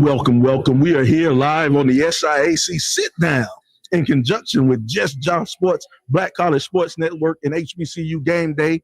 He is Jamie Walker. I am Sly Williams, and I'm here with the rookie head coach, the one and only Coach Sims. How you doing, Coach? I'm fantastic. How are you? I'm doing great, Coach. We got you here. It's your first SIAC Media Day as the new head coach at Clark Atlanta. Those preseason rankings came out, Coach. Now, how do you feel about where they stuck you at this year in the preseason rankings? I love it. I love it. And it's just what it says it is. It's a preseason ranking. So we're not going to put a whole lot of stock in that. We've been working, since January to build our football program. So we're not really going to concern ourselves with a ranking, whether it was last or first or somewhere in the middle. It is what it is with that. But we're not going to worry about that. We're just going to continue to prepare and play each game the way it needs to be played. All right. Now, Coach, Media Day is not only about recognizing the players, it's about getting out in the community, doing things, service acts in the community. Now, what did your squad do yesterday? How did they do in this Media Day? We were on the beautiful crew, keeping Bib beautiful. And we went over to one of the centers, and we had an opportunity to clean the whole inside of the center because they just finished with their summer camps. So we had to clean activity rooms, clean the gyms, clean the bathrooms, you name it, we cleaned it yesterday. And I think, my hat goes off to every university that participated, all the coaches, all the student athletes, because these guys did a great job yesterday, just showing Bibb County, showing Macon that we care about them, and again, service is the rent we pay for living on this earth. So, and that's what we tell our players all the time. Our guys are used to it. We have a program that we'll incorporate in the fall. It's Real Men Read. We'll go, to the elementary schools and middle schools and read. We have food drives that we participate in. And we also go out to, excuse me to say this is what we used to say, the convalescent homes, but the old folks homes. We go out and spend time with the elderly. We actually have a unit that's right on our campus. Okay. It's a high-rise, where assisted living high-rise, and we have a number of those folks that come out and watch practice, and we go over and sit with them and hang out sometimes, and do little chores for them. So there's nothing better than service that you can have to show these young men what it's like and what it's supposed to be like being a man. All right. Well, look, I'm not gonna hold you. I'm gonna ask one question. You say you don't really pay attention to the rankings, the preseason prognostication, and all of that. What has to change for you to be at the top spot of the conference at the end of the year? I think the only thing that has to change is other people's perception. What we're going to do is handle our business. If we play disciplined, detailed football, we play Panther football, we'll be fine. We put together a good nucleus of guys that stayed with us from the beginning, and we brought in 60 new guys to add to that. So I think we'll have a really, really good football team when we run out on August 2nd when camp starts. All right, let's talk about the players that you brought in real quick before we make the crossover. Well, we have the freshman of the year, our quarterback, one of our quarterbacks, Xavier Jackson, a very, very, very calm guy. He approaches the game like a fifth-year senior. Nothing really rattles him, but he doesn't have the big head. He always understands that I can get better. It's something that I need to do to get better. He studies the game. He plays the game the right way. Jaden Cleveland, one of our defensive linemen, this guy, we were short on D linemen this spring. He took every rep in practice at D-line. He plays D-tackle, but some days he tried to line up at end to give guys a break. He's just that type of guy. He's a team guy. He's a team leader. Just excited to coach these two young men, and I'm excited to watch them play in our football game against Gremlin on the 29th. Well, let me tell you something. Jackson is tough as well. I called that game last year against Benedict, and listen, him to be able to get up and continue playing was a thing of beauty. So tough guy. So we're gonna make the switch over. It's been a pleasure talking to you, Coach Sims. And I got to sign up the way I've been signing. Go ahead. Go ahead. Don't do me like that. No, I ain't gonna do you like that. Anywhere near a TV or a computer where you can stream it, or if you're in Atlanta, come and see us live. Watch the Panthers play. You'll have an exciting brand of football to watch. Go Panthers. You heard him in first. He done cut a wrestling promo out here. So John's about to come up. Hey, we're going to take a break here from SIAC Media Day here on the Black College Sports Network. Football fans, HBCU football is back in the ATL on August 29th with the Cricket MEAC SWAC Challenge Kickoff presented by Toyota, representing the SWAC, Alabama A&M, and representing the MEAC, Howard, Bulldogs, Bison, the Marching Maroon and White, the Showtime Marching Band, the premier FCS matchup in primetime with a kickoff trophy up for grabs. Join us pre-game for fan jamborees, food, activations, and fellowship. For tickets and information, visit MEACSWACChallenge.com.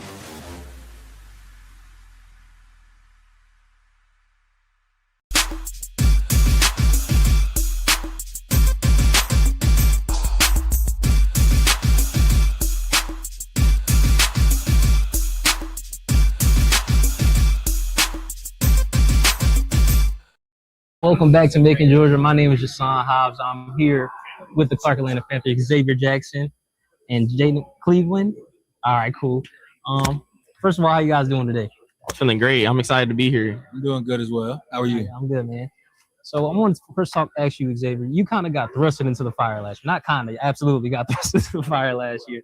So how do you think that situation grew you as a player? I think that situation just molded me. Like, it was a good experience to have, but like I wouldn't have it no other way, honestly. Like the same thing happened to me like in high school. The starter went down, I had to go in and I had to fill his shoes in. So I feel like it's just a testament to who I am as a player. Mm-hmm. And Jaden, you guys are coming. I mean, this is for both of you guys. So you guys are coming into a new system, new coaching staff. So how's that adjustment been, and how do you think it's helped your defense on that team? I feel like the adjustment's been smooth. It's been natural. Guys trust Coach Sims and our entire coaching staff. They're gonna push us. They're great coaches, and I feel like we're gonna stay composed under pressure. We're gonna win games. We're gonna ball. Like you said, we've been disciplined. I feel like with Coach Sims, it's been a new chapter in Clark Atlanta. It's definitely a new chapter in Clark Atlanta because we're gonna run the ball, we're gonna throw the ball, we're gonna defend the ball, we're gonna do all that. So I just feel like Coach Sims is a great person and a great disciplined coach. So how are you guys feeling about where they guys have you seated in the standings? I mean, it is what it is. Like, you can't control that. That's what the media thinks. That's what the coaches think. But I think it grew a fire in us as a Clark Atlanta team. Definitely in me. Just seeing those rankings on the screen down there, like it definitely. I'm ready to play right now, and I know our team is because we were talking about it as it happened. So I just feel like it is what it is. We can't control it, but we can control what we do on the field. And when I saw those rankings, I mean, I wasn't surprised based on our season last year, but I love that people doubting us. Love that people think they can just come in and we're gonna lay down because we're gonna show them something. We know in no shape or form we underdogs, and we just gonna let us see what happens. Watch out for Clark this season. So what last question, then I'll move on. What is the difference for you guys between this year and last year? I feel like last year it was just we were going through a lot. Like we had a lot of injuries, a lot of people went down. A lot of people had replaced different people's shoes. So I think this year we're getting a more disciplined team, a team that is molded together and that has been through adversity together. So this adversity has definitely helped us and molded us and shaped us because a lot of the players that were playing last year were like me. We were 18-year-old freshmen coming in, playing college football. So I think it definitely grew us as a team. I think the difference between this year and last year is consistency, and every day Coach Sims has hampered on us about consistency. So this season we're just going to continue to work within that consistency. All right. So I'm going to do start, bench, cut, then keep 4, cut 4. Yes. Start, bench, cut. This one's for you specifically. Mm-hmm. Jeffrey Simmons, Dexter Lawrence. Oh my gosh, I forgot him already. Aaron Donald. Oh, that's easy for me. I'm starting Aaron Donald. I'm benching Jeffrey Simmons, and I'm cutting Dexter Lawrence. Isn't Dexter Lawrence the highest paid D tackle? You don't think it's deserved? See, no. I'm never gonna say a player don't deserve his money, but when you look at the different play styles of D tackles, Aaron Donald and Jeffrey Simmons, they stuff the run and they pass us at a high level. I know Dexter Lawrence last season, the previous season before that had like a 9-sack season and stuff. He went crazy, but this year he came back with like a half a sack. So like, until he have that breakout season again, you gotta put the other guys ahead of him first. All right, we're gonna do another start, bench, cut. This is running backs, all in their prime. Okay. LaDainian Tomlinson, Adrian Peterson, Derrick Henry. I'm starting LT. And I'm benching Derrick. I'm benching Henry. And then who's the last person? Adrian Peterson. What? I'm cutting Adrian Peterson. No disrespect to Adrian Peterson. Wait. Let me say something. Let me put something on the record. I'm a Minnesota Viking. I was a Minnesota Vikings fan. So like Adrian Peterson is near and dear to my heart. But it's just Derrick Henry, LT. I don't know. Some about him, man. Hey, I'm starting Adrian Peterson. I'm benching Derrick Henry, and I'm cutting LT. You're the first person to cut Adrian Peterson today. That's fine. I like to be different. Fair enough. All right, we're going to get you guys out of here. Thank you for sitting down chatting with me. Yes, sir. Appreciate you. We're going to take a quick break. We'll be right back on the Black College Sports Network. Do you own a business, have a service or product, apparel, entertainment, or food? Would you like to reach an educated client base that are loyal? Then the Urban Passport Business Directory is for you. The Urban Passport is your premier digital discount and media portal with the Urban Digital Television Networks and V108 The Vibe radio properties embedded.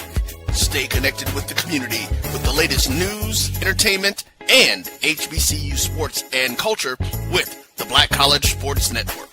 Visit myjbn.com/passport to register your business and sign up for your free app before the August 24th release date. We are the premier digital national urban business directory, always free to the consumer. The Urban Passport, the evolution of the Green Book, and your digital passport to a world of savings.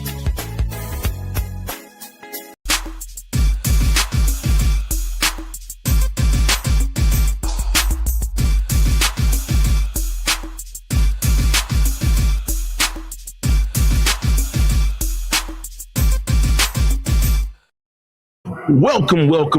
We are here live on the SIAC Sit Down in collaboration with JustJahSports.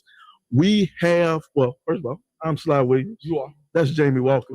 We have the head Golden Ram, the one and only Coach Bowser. Coach Bowser, how are you doing here at your first SIAC Media Day? Man, this thing's overwhelming. Yeah. It's first class. The whole morning has been awesome. And then to trickle into where the players and the coaches, we get interviewed by so many different stations and groups and podcasts. It's unbelievable. It's going to be a great experience. Those guys will never forget. I'm overwhelmed. I It's tell awesome. you, you made that step up now. Yes, you know, sir. I know the CI, that was the cupcake in the Here you go. I'm stepping Here you on go toes now. again. Yeah. I'm There you stepping go. on toes. My Every bad. time. Every time. Somebody got to cross the line. Somebody got to be a habitual line stepper. And that's you. Well, Coach, what we see, you know, you're here at your first media day, and you know your first head coaching job in the SIAC.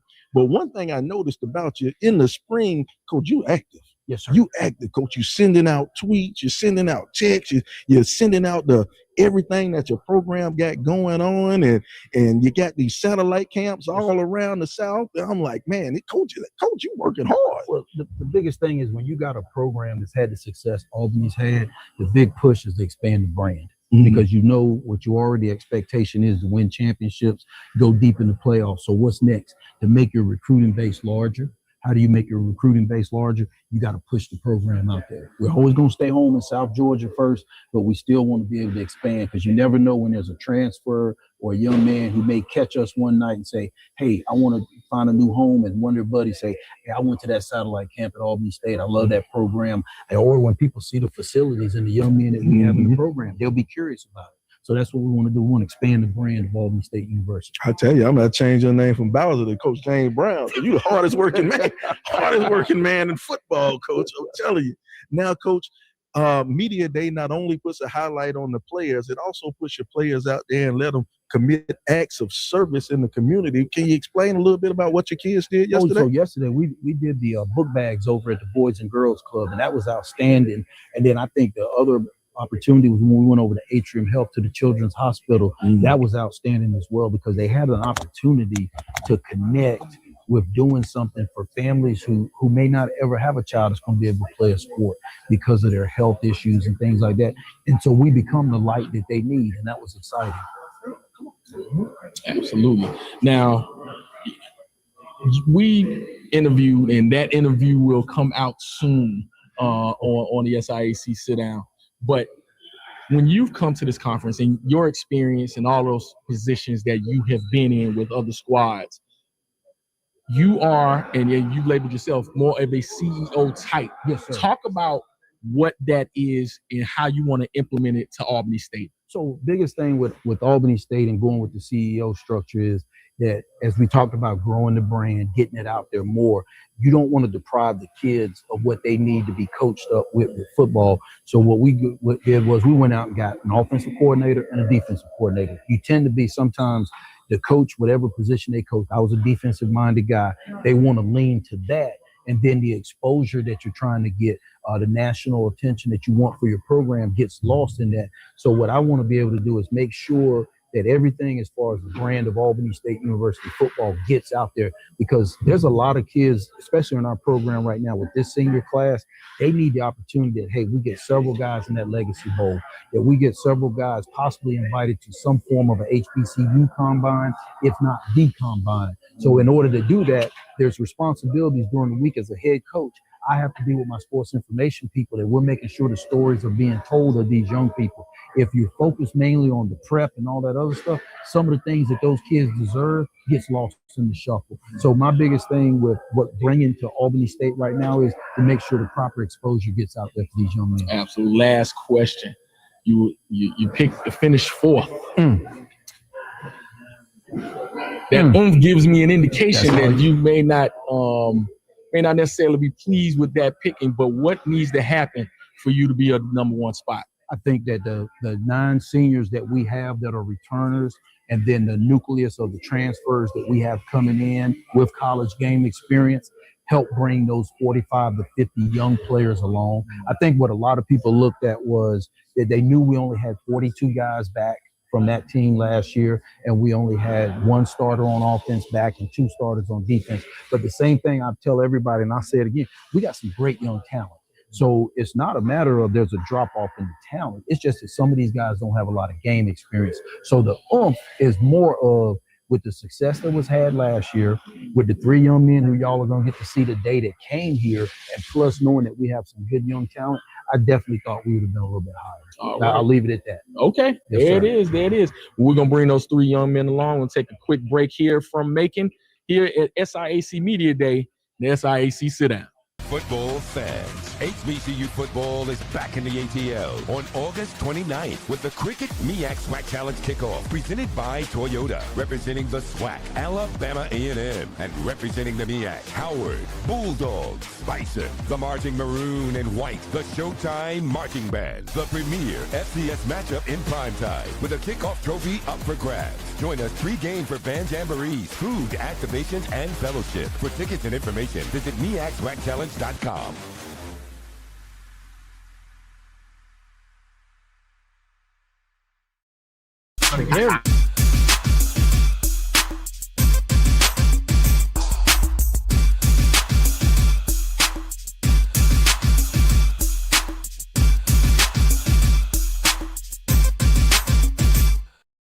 Welcome back to Macon, Georgia. We're here live at SIAC Media Day. I'm here with the Albany State Golden Rams, Derek Weeks, Derek Drayton, and Cameron Watts. How you guys doing today? We're doing good. Doing good. Glad to be here. Good to see y'all, man. So I want to start off with saying I'm a little biased. I grew up an Albany State fan. I was at homecomings pretty much every year. I'm not gonna lie.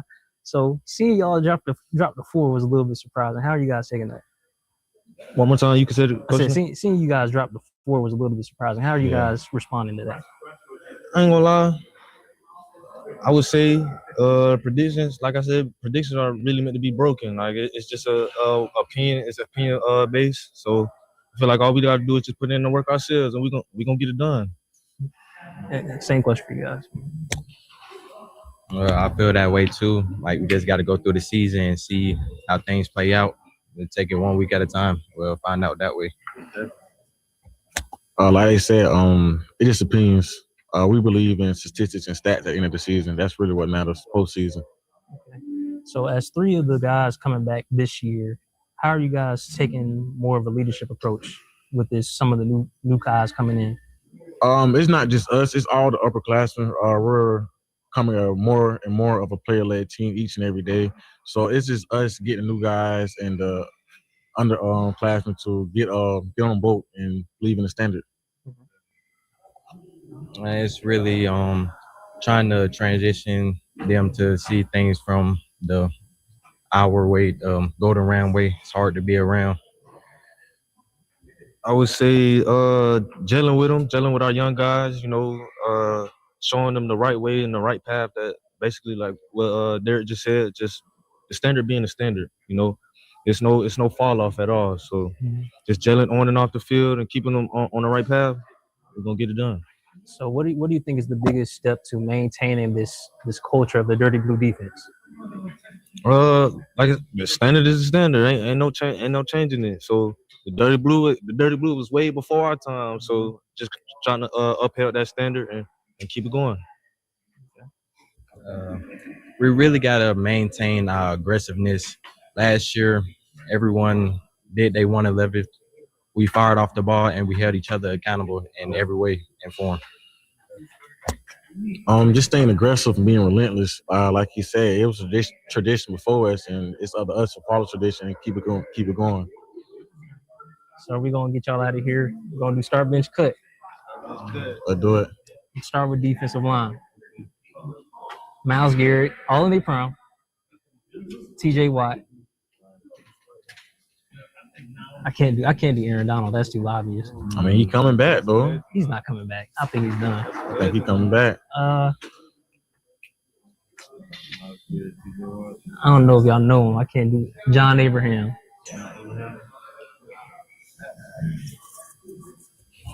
I'm biased. I'm about to say I'm biased. I'm telling you right now. I'm gonna say Miles Garrett got to start. I'm gonna bench TJ, and then I'm gonna cut. What you said? Don't even worry about it. I can't stand it, man. I'm with him. Miles got to be first. He did some amazing things last season. TJ second. I don't even know who third though. it's kind of funny because that's my same order. I'll let y'all have that. That was a bad third. I'm not even gonna lie. That was a bad third. All right, let me see. I'm gonna do running backs real quick too. LaDainian Tomlinson. Ooh. Adrian Peterson. Derrick Henry.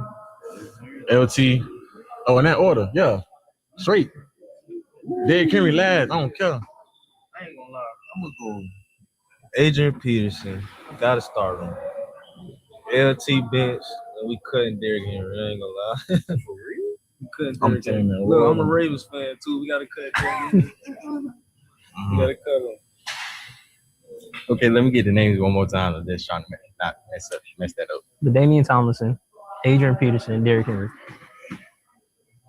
I go Adrian Thomas, Derrick Henry. I'm cutting up. LT. Yes. Oh, he cut LT. Right, we gonna do one more, then I'll get y'all out of here. These wide receivers. Oh, yeah, I go now. All right, no worries. Well, thank you guys for joining me today, man. It's been a pleasure, man. I can't wait to watch y'all this season. Actually, we're gonna take a quick break. We'll be right back here on the Black College Sports Network. Do you own a business, have a service or product, apparel, entertainment, or food? Would you like to reach an educated client base that are loyal? Then the Urban Passport Business Directory is for you.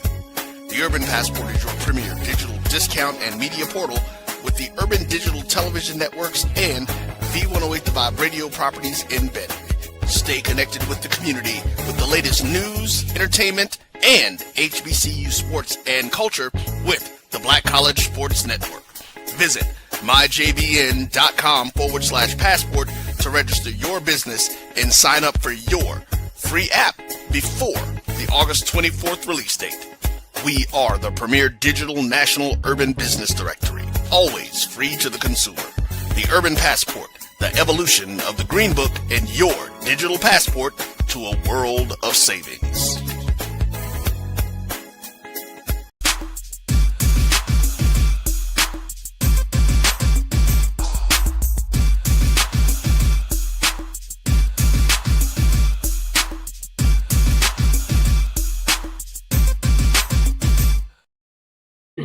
Welcome to the SIAC Sit Down. I'm Sly Williams, and I'm joined by the one and only Jamie Walker as we get ready to kind of end up Media Day, SIAC Media Day. We have the newest head Tiger in charge, the one and only Coach Thomas Howard. Coach, how you doing today? Man, I'm excellent, man. Great day to be here, getting to see all the SIAC schools and getting back in my conference. So, you know what I mean? I'm overly excited and got a good group of guys that I brought up here with me. And shoot, they got to deal with us at some point. All right, now, Coach, is doing Media Day. They often get predictions for the year. Atlanta State wasn't ranked too high, Coach. Now, how you feel about that preseason ranking? I actually thought it was going to be worse. Ooh. I said, you got a first-year head coach taking over a program with a whole lot of seniors that graduated. And so the fact that they gave us a little bit of props is still down at the bottom of it. But, you know, that is the preseason prediction. So it don't mean nothing until you get to the end of the year. So I say it is going to be motivation for our guys. But, shoot, we knew we had to work anyway. We got a tough schedule. So we got to be ready to go. The toughest schedule. I looked at y'all's schedule. It is rough, Coach. It's rough. Well, speaking of rough and working out there, now with Media Day, not only do the players get to come and we talk a little bit to the players about their upcoming predictions and how they feel about the season, Media Day also acts as a day of service. Now, can you explain or talk about what did your kids do? What did your Tigers do yesterday as a day of service? Okay, so we actually went to a community center here in Macon. We got a chance to go and help clean up that community center. They had a summer program where there were over 200 kids they said that they had that were in the facility. And so it's probably about 4 or 5 people that work in that facility. So our guy, we got to go in, myself as well as my 2 guys, and we went in and we cleaned up one of their like rec rooms. They had like arcades and they had things like that. We had to put some work in now to get it clean, but did a good job and they were overly grateful. Shoot, actually, I'm trying to get some of those kids to come down to Savannah to see a game. Yeah. So yeah, but no, it was some good stuff, good connection, and good to be out in the community. All right. You were one of our first sit downs of the year, and a lot of what you said went viral. Just the energy that you have for your program and what you want to implement. Now that you've had some time to kind of see what the community, because you were back and forth from towns, this, that, and third. You were running and you still been running. Talk about what has happened since you kind of settled down in Savannah. I think it slowed down a little bit, but it's still so much to be done. And I think now as we prepare coming in for camp and getting ready for the season to start, it's all of those things, making all the orders, making sure all the guys got their physicals, making sure we got all the paperwork right. So now when we come in, we can get off and get rolling. You know, like I said, we're going to be a young, new team. So I'm going to have a lot of new faces. So I got a lot of work to do once they get here to get them coached up and make sure they know what to do. Now it's the football time. You know, we were doing all the administrative stuff at that time, trying to get things in order, now getting to the fun. So we got to coach them up. And I think the kids have worked hard, and we're going to work them even harder when they get in because we got to get caught up. Absolutely. I'm gonna keep this last question tight. You said you were picked at the back half and you were preseason poll. What needs to happen for you to ascend up in the ranks when it comes to the SIAC? Consistency. We got to be consistent each and every week. Again, it goes back to my principles. We got to stop the run. We got to protect the football. We got to win the kicking game. And that's what we have to do each and every week. In this conference, if you can't do that stuff, you're going to have a long day. And so I think those are the things that we got to make sure that we do each and every week. Those are the things we got to harp on as coaches and keep it simple for our guys so they can just go out and execute. And now they can have fun to play. And I think that's the biggest thing we have to do. All right, before we wrap this thing up with Coach Howard, we want to let everybody know out there at HBCU Game Day, every Wednesday, we will have the Coach Thomas Howard Show on HBCU Game Day. I'll sit down with Coach Howard. We'll talk about last week's game. We'll talk about the next week's game, and we'll rap a little bit and learn a little bit about the Savannah State football program. So be sure to check us out every Wednesday on D2 Wednesdays on HBCU Game Day. You will have the Coach Thomas Howard Show. Come on. All right, now, Coach, tell us about some of the guys. Who are the 3 guys or 2 guys that you brought with you here today? Yeah, so I have one of my receivers, Sincere Clark. He will be a redshirt senior this year, one of the leaders on the offense, and that's what we're expecting from him. Older guy that has been around, originally from Durham, North Carolina, and so comes in, has been around, but has been in this program and was very, very consistent last year. So I'm excited to have him back in his leadership with the young group that I'm going to have with the receivers. On the defensive side of the ball, I got one of my defensive backs. He actually is a graduate student, just graduated and will be a graduate student this year. And that is Mr. Amari Napa, played corner for us last year. And so I'm going to move him around a little bit in the secondary. He's going to be out there. He's our most experienced guy. So I'm excited to have 2 guys that are going to give us and have to be leaders for us this year on a very, very young new team. All right. Well, we'll come back right after this commercial break, and you'll sit down and talk to some of these young Savannah State University Tigers. Football fans, HBCU football is back in the ATL on August 29th with the Cricket MEAC SWAC Challenge Kickoff presented by Toyota, representing the SWAC, Alabama A&M, and representing the MEAC, Howard, Bulldogs, Bison, the Marching Maroon and White, the Showtime Marching Band, the premier FCS matchup in primetime with a kickoff trophy up for grabs. Join us pre-game for band jamborees, food, activations, and fellowship. For tickets and information, visit MEACSWACChallenge.com.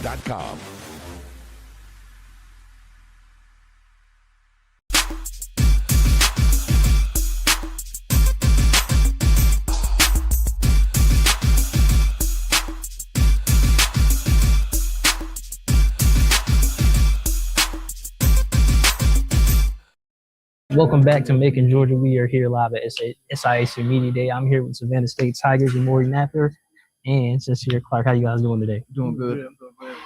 So first, I want to ask y'all about last year. Sincere, you kind of established yourself as one of the best returning receivers in the conference after the year you put up last year. So what can you say goes into your work ethic, and what's your testament and goals for this next year? My goals is just to be more consistent. You know, this offseason I've been working very hard. I haven't been wearing no gloves. I've put on a lot of weight too. I put on about 10 pounds so I can get up to that level. You know, I played at 185 last year, but I'm now 195, and I just being big on just being more consistent and just working harder so I can help my team. And Amari, you guys had your best scoring defense since the 2021 season. So what are you instilling into some of these new guys to try to maintain that consistency? The big things is the details, the small things. Because if we start with the small things, the bigger things will come easier, and we'll be more aware of it. And we was a takeaway team last season, and I'm trying to maintain that. You know, we call ourselves the money team, and we also call ourselves, you know, take money. So we just trying to instill more turnovers, see the ball, get the ball. So how's the transition been? You guys have a new coaching staff. You're bringing in a lot of new guys as well. So what's been what's that process been like for you guys? Brotherhood. Biggest thing we're focused on is winning. Coach Howard put that in our mind that every time we stretch, every time we run, before we run out, we say win. When we stretch and we clap, we say win. So that's the biggest thing that we're doing as a team, is just making sure everybody say win as a group, because it's no I in the team, you know what I'm saying? So as us saying win as a team, I feel like that's the biggest thing, that small things, small details matters the most. So if we saying win every rep, every time as hard as we can, I feel like that can play a big part on when the big time comes, and discipline and all that stuff is key. Same question. Yeah, just to piggyback off what Sincere said, I believe that too. When we say win, we talk about just winning everything in life, not even just football, just in the classroom, how you carry yourself and things of that nature, just every aspect in life, from college all the way until you have your own kids. He's been trying to instill that into us. Would you say that the energy and the vibe in the locker room is different this year? Oh yeah. Oh yeah. I feel like the energy and the vibe is way higher, and it's more focused. We're more locked in. We're more focused. We're more accountable of our actions and accountable of our teammates' actions, and been just holding everybody accountable to our standard, and that's winning. Yeah, same with what my dog Napa said. Yeah, we just been like, the difference between last year and this year is that everybody is holding each other accountable. Last year it was more on just arguing with each other. This year is more on just like, let's come together. We want to win, right? So we got to do what we got to do to pick it up. Like sometimes that run, if I'm slacking, I got some dudes who will tell me, "Hey, Sin, run harder." I ain't got no problem with that, because I'm trying to be better. And this is my last year in football. I ain't gonna be able to play college football no more. So the biggest thing is just keeping everybody on the same page. Everybody on the same page, we shouldn't have no problems. All right. So going to do this start bench cut. Okay. All right. Let's start with you because you're DB. Okay. All in their primes. All right. Darrelle Revis, Richard Sherman, Pat Pete.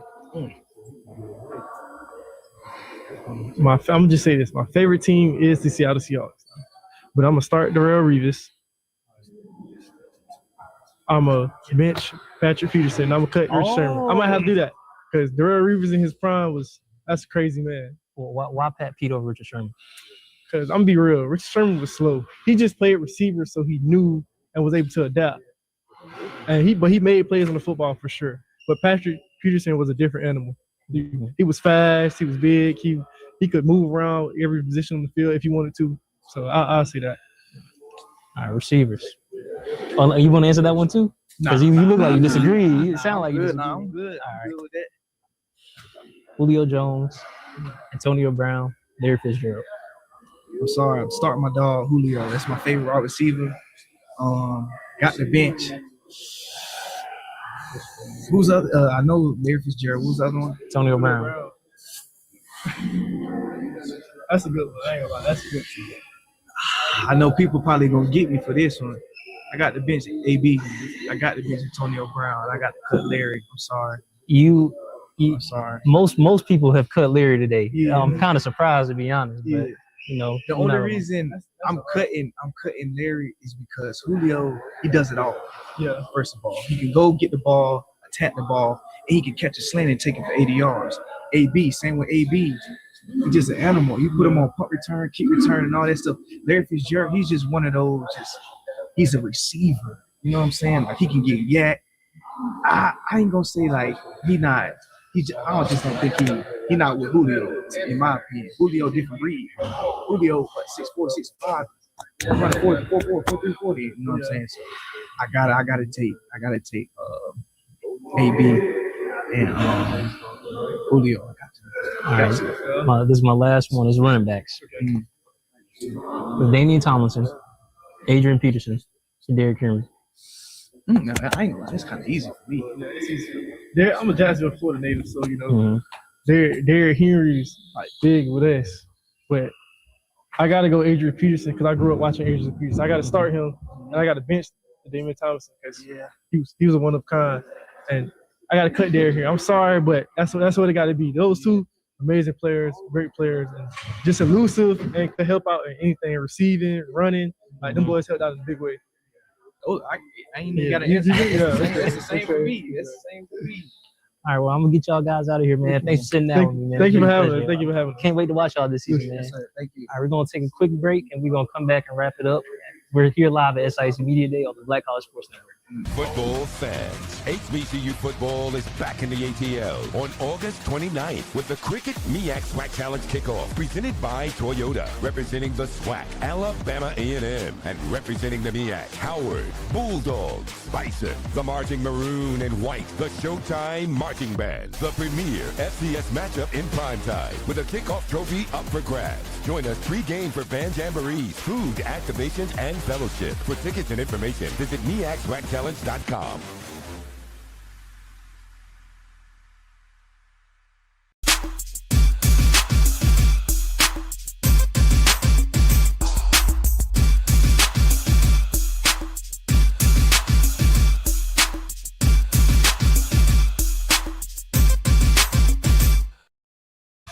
All right, we are back. We are back trying to close things out here on SIAC Media Day. I'm Sly Williams. That's Jamie Walker, and that is Jashawn.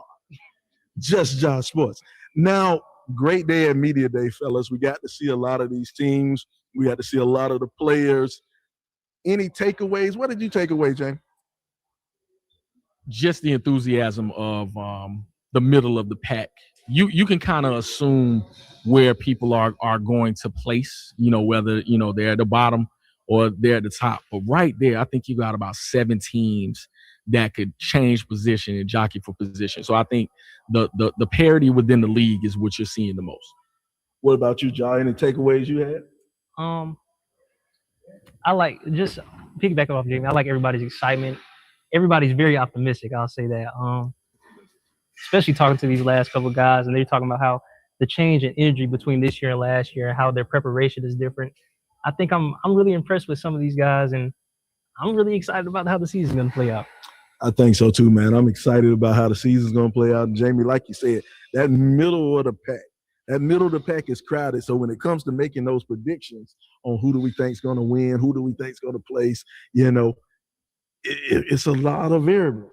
It's a lot of variables. But one thing what we noticed from last year we got 3 teams into the playoffs. And now with the Gulf South no longer existing as football-wise, they don't have the automatic bid anymore. It's possible we can still get those 3 teams in and maybe even a 4th with that last game scenario. Absolutely. And I think the middle of the pack is going to determine who wins the conference. Because at the end of the day, if they all beat up each other, hey, it's going to come down to the last week. And that's what that brain trust of taking out the Eastern and Western Division contest came down to. It's been great for the last couple of years. We'll see if that'll continue. All right. Now, me and Jamie, now, John, I know you. Tell you how me and Jamie work. We don't want to give a prediction, not yet. We do in the media call a tease. We tease our prediction. We're going to do our prediction on the SIAC sit-down, our preseason show, which will be 1 week before the start of the season. It'll be released on August 27th. August 27th, we'll release our preseason show, and we will have predictions, our predicted order of finish. Now, I don't know what about you, John. You gonna wait for your predictions, or you got a predictive order of finish right now?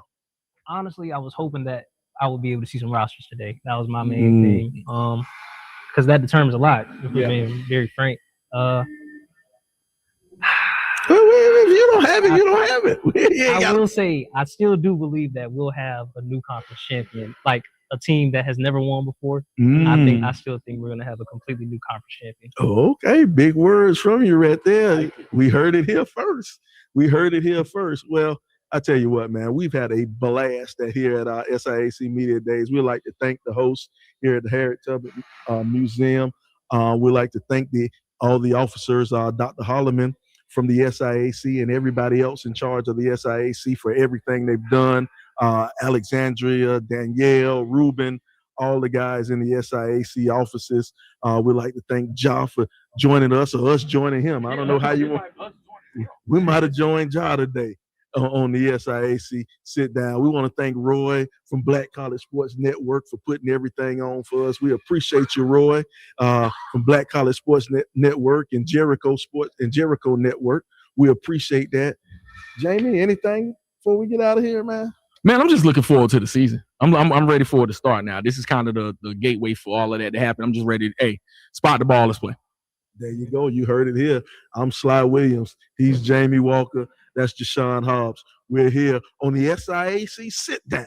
We'll see you next week. Football fans, HBCU football is back in the ATL on August 29th with the Cricket MEAC SWAC Challenge Kickoff presented by Toyota, representing the SWAC, Alabama A&M, and representing the MEAC, Howard, Bulldogs, Bison, the Marching Maroon and White, the Showtime Marching Band, the premier FCS matchup in primetime with a kickoff trophy up for grabs. Join us pre-game for band jamborees, food, activations, and fellowship. For tickets and information, visit MEACSWACChallenge.com.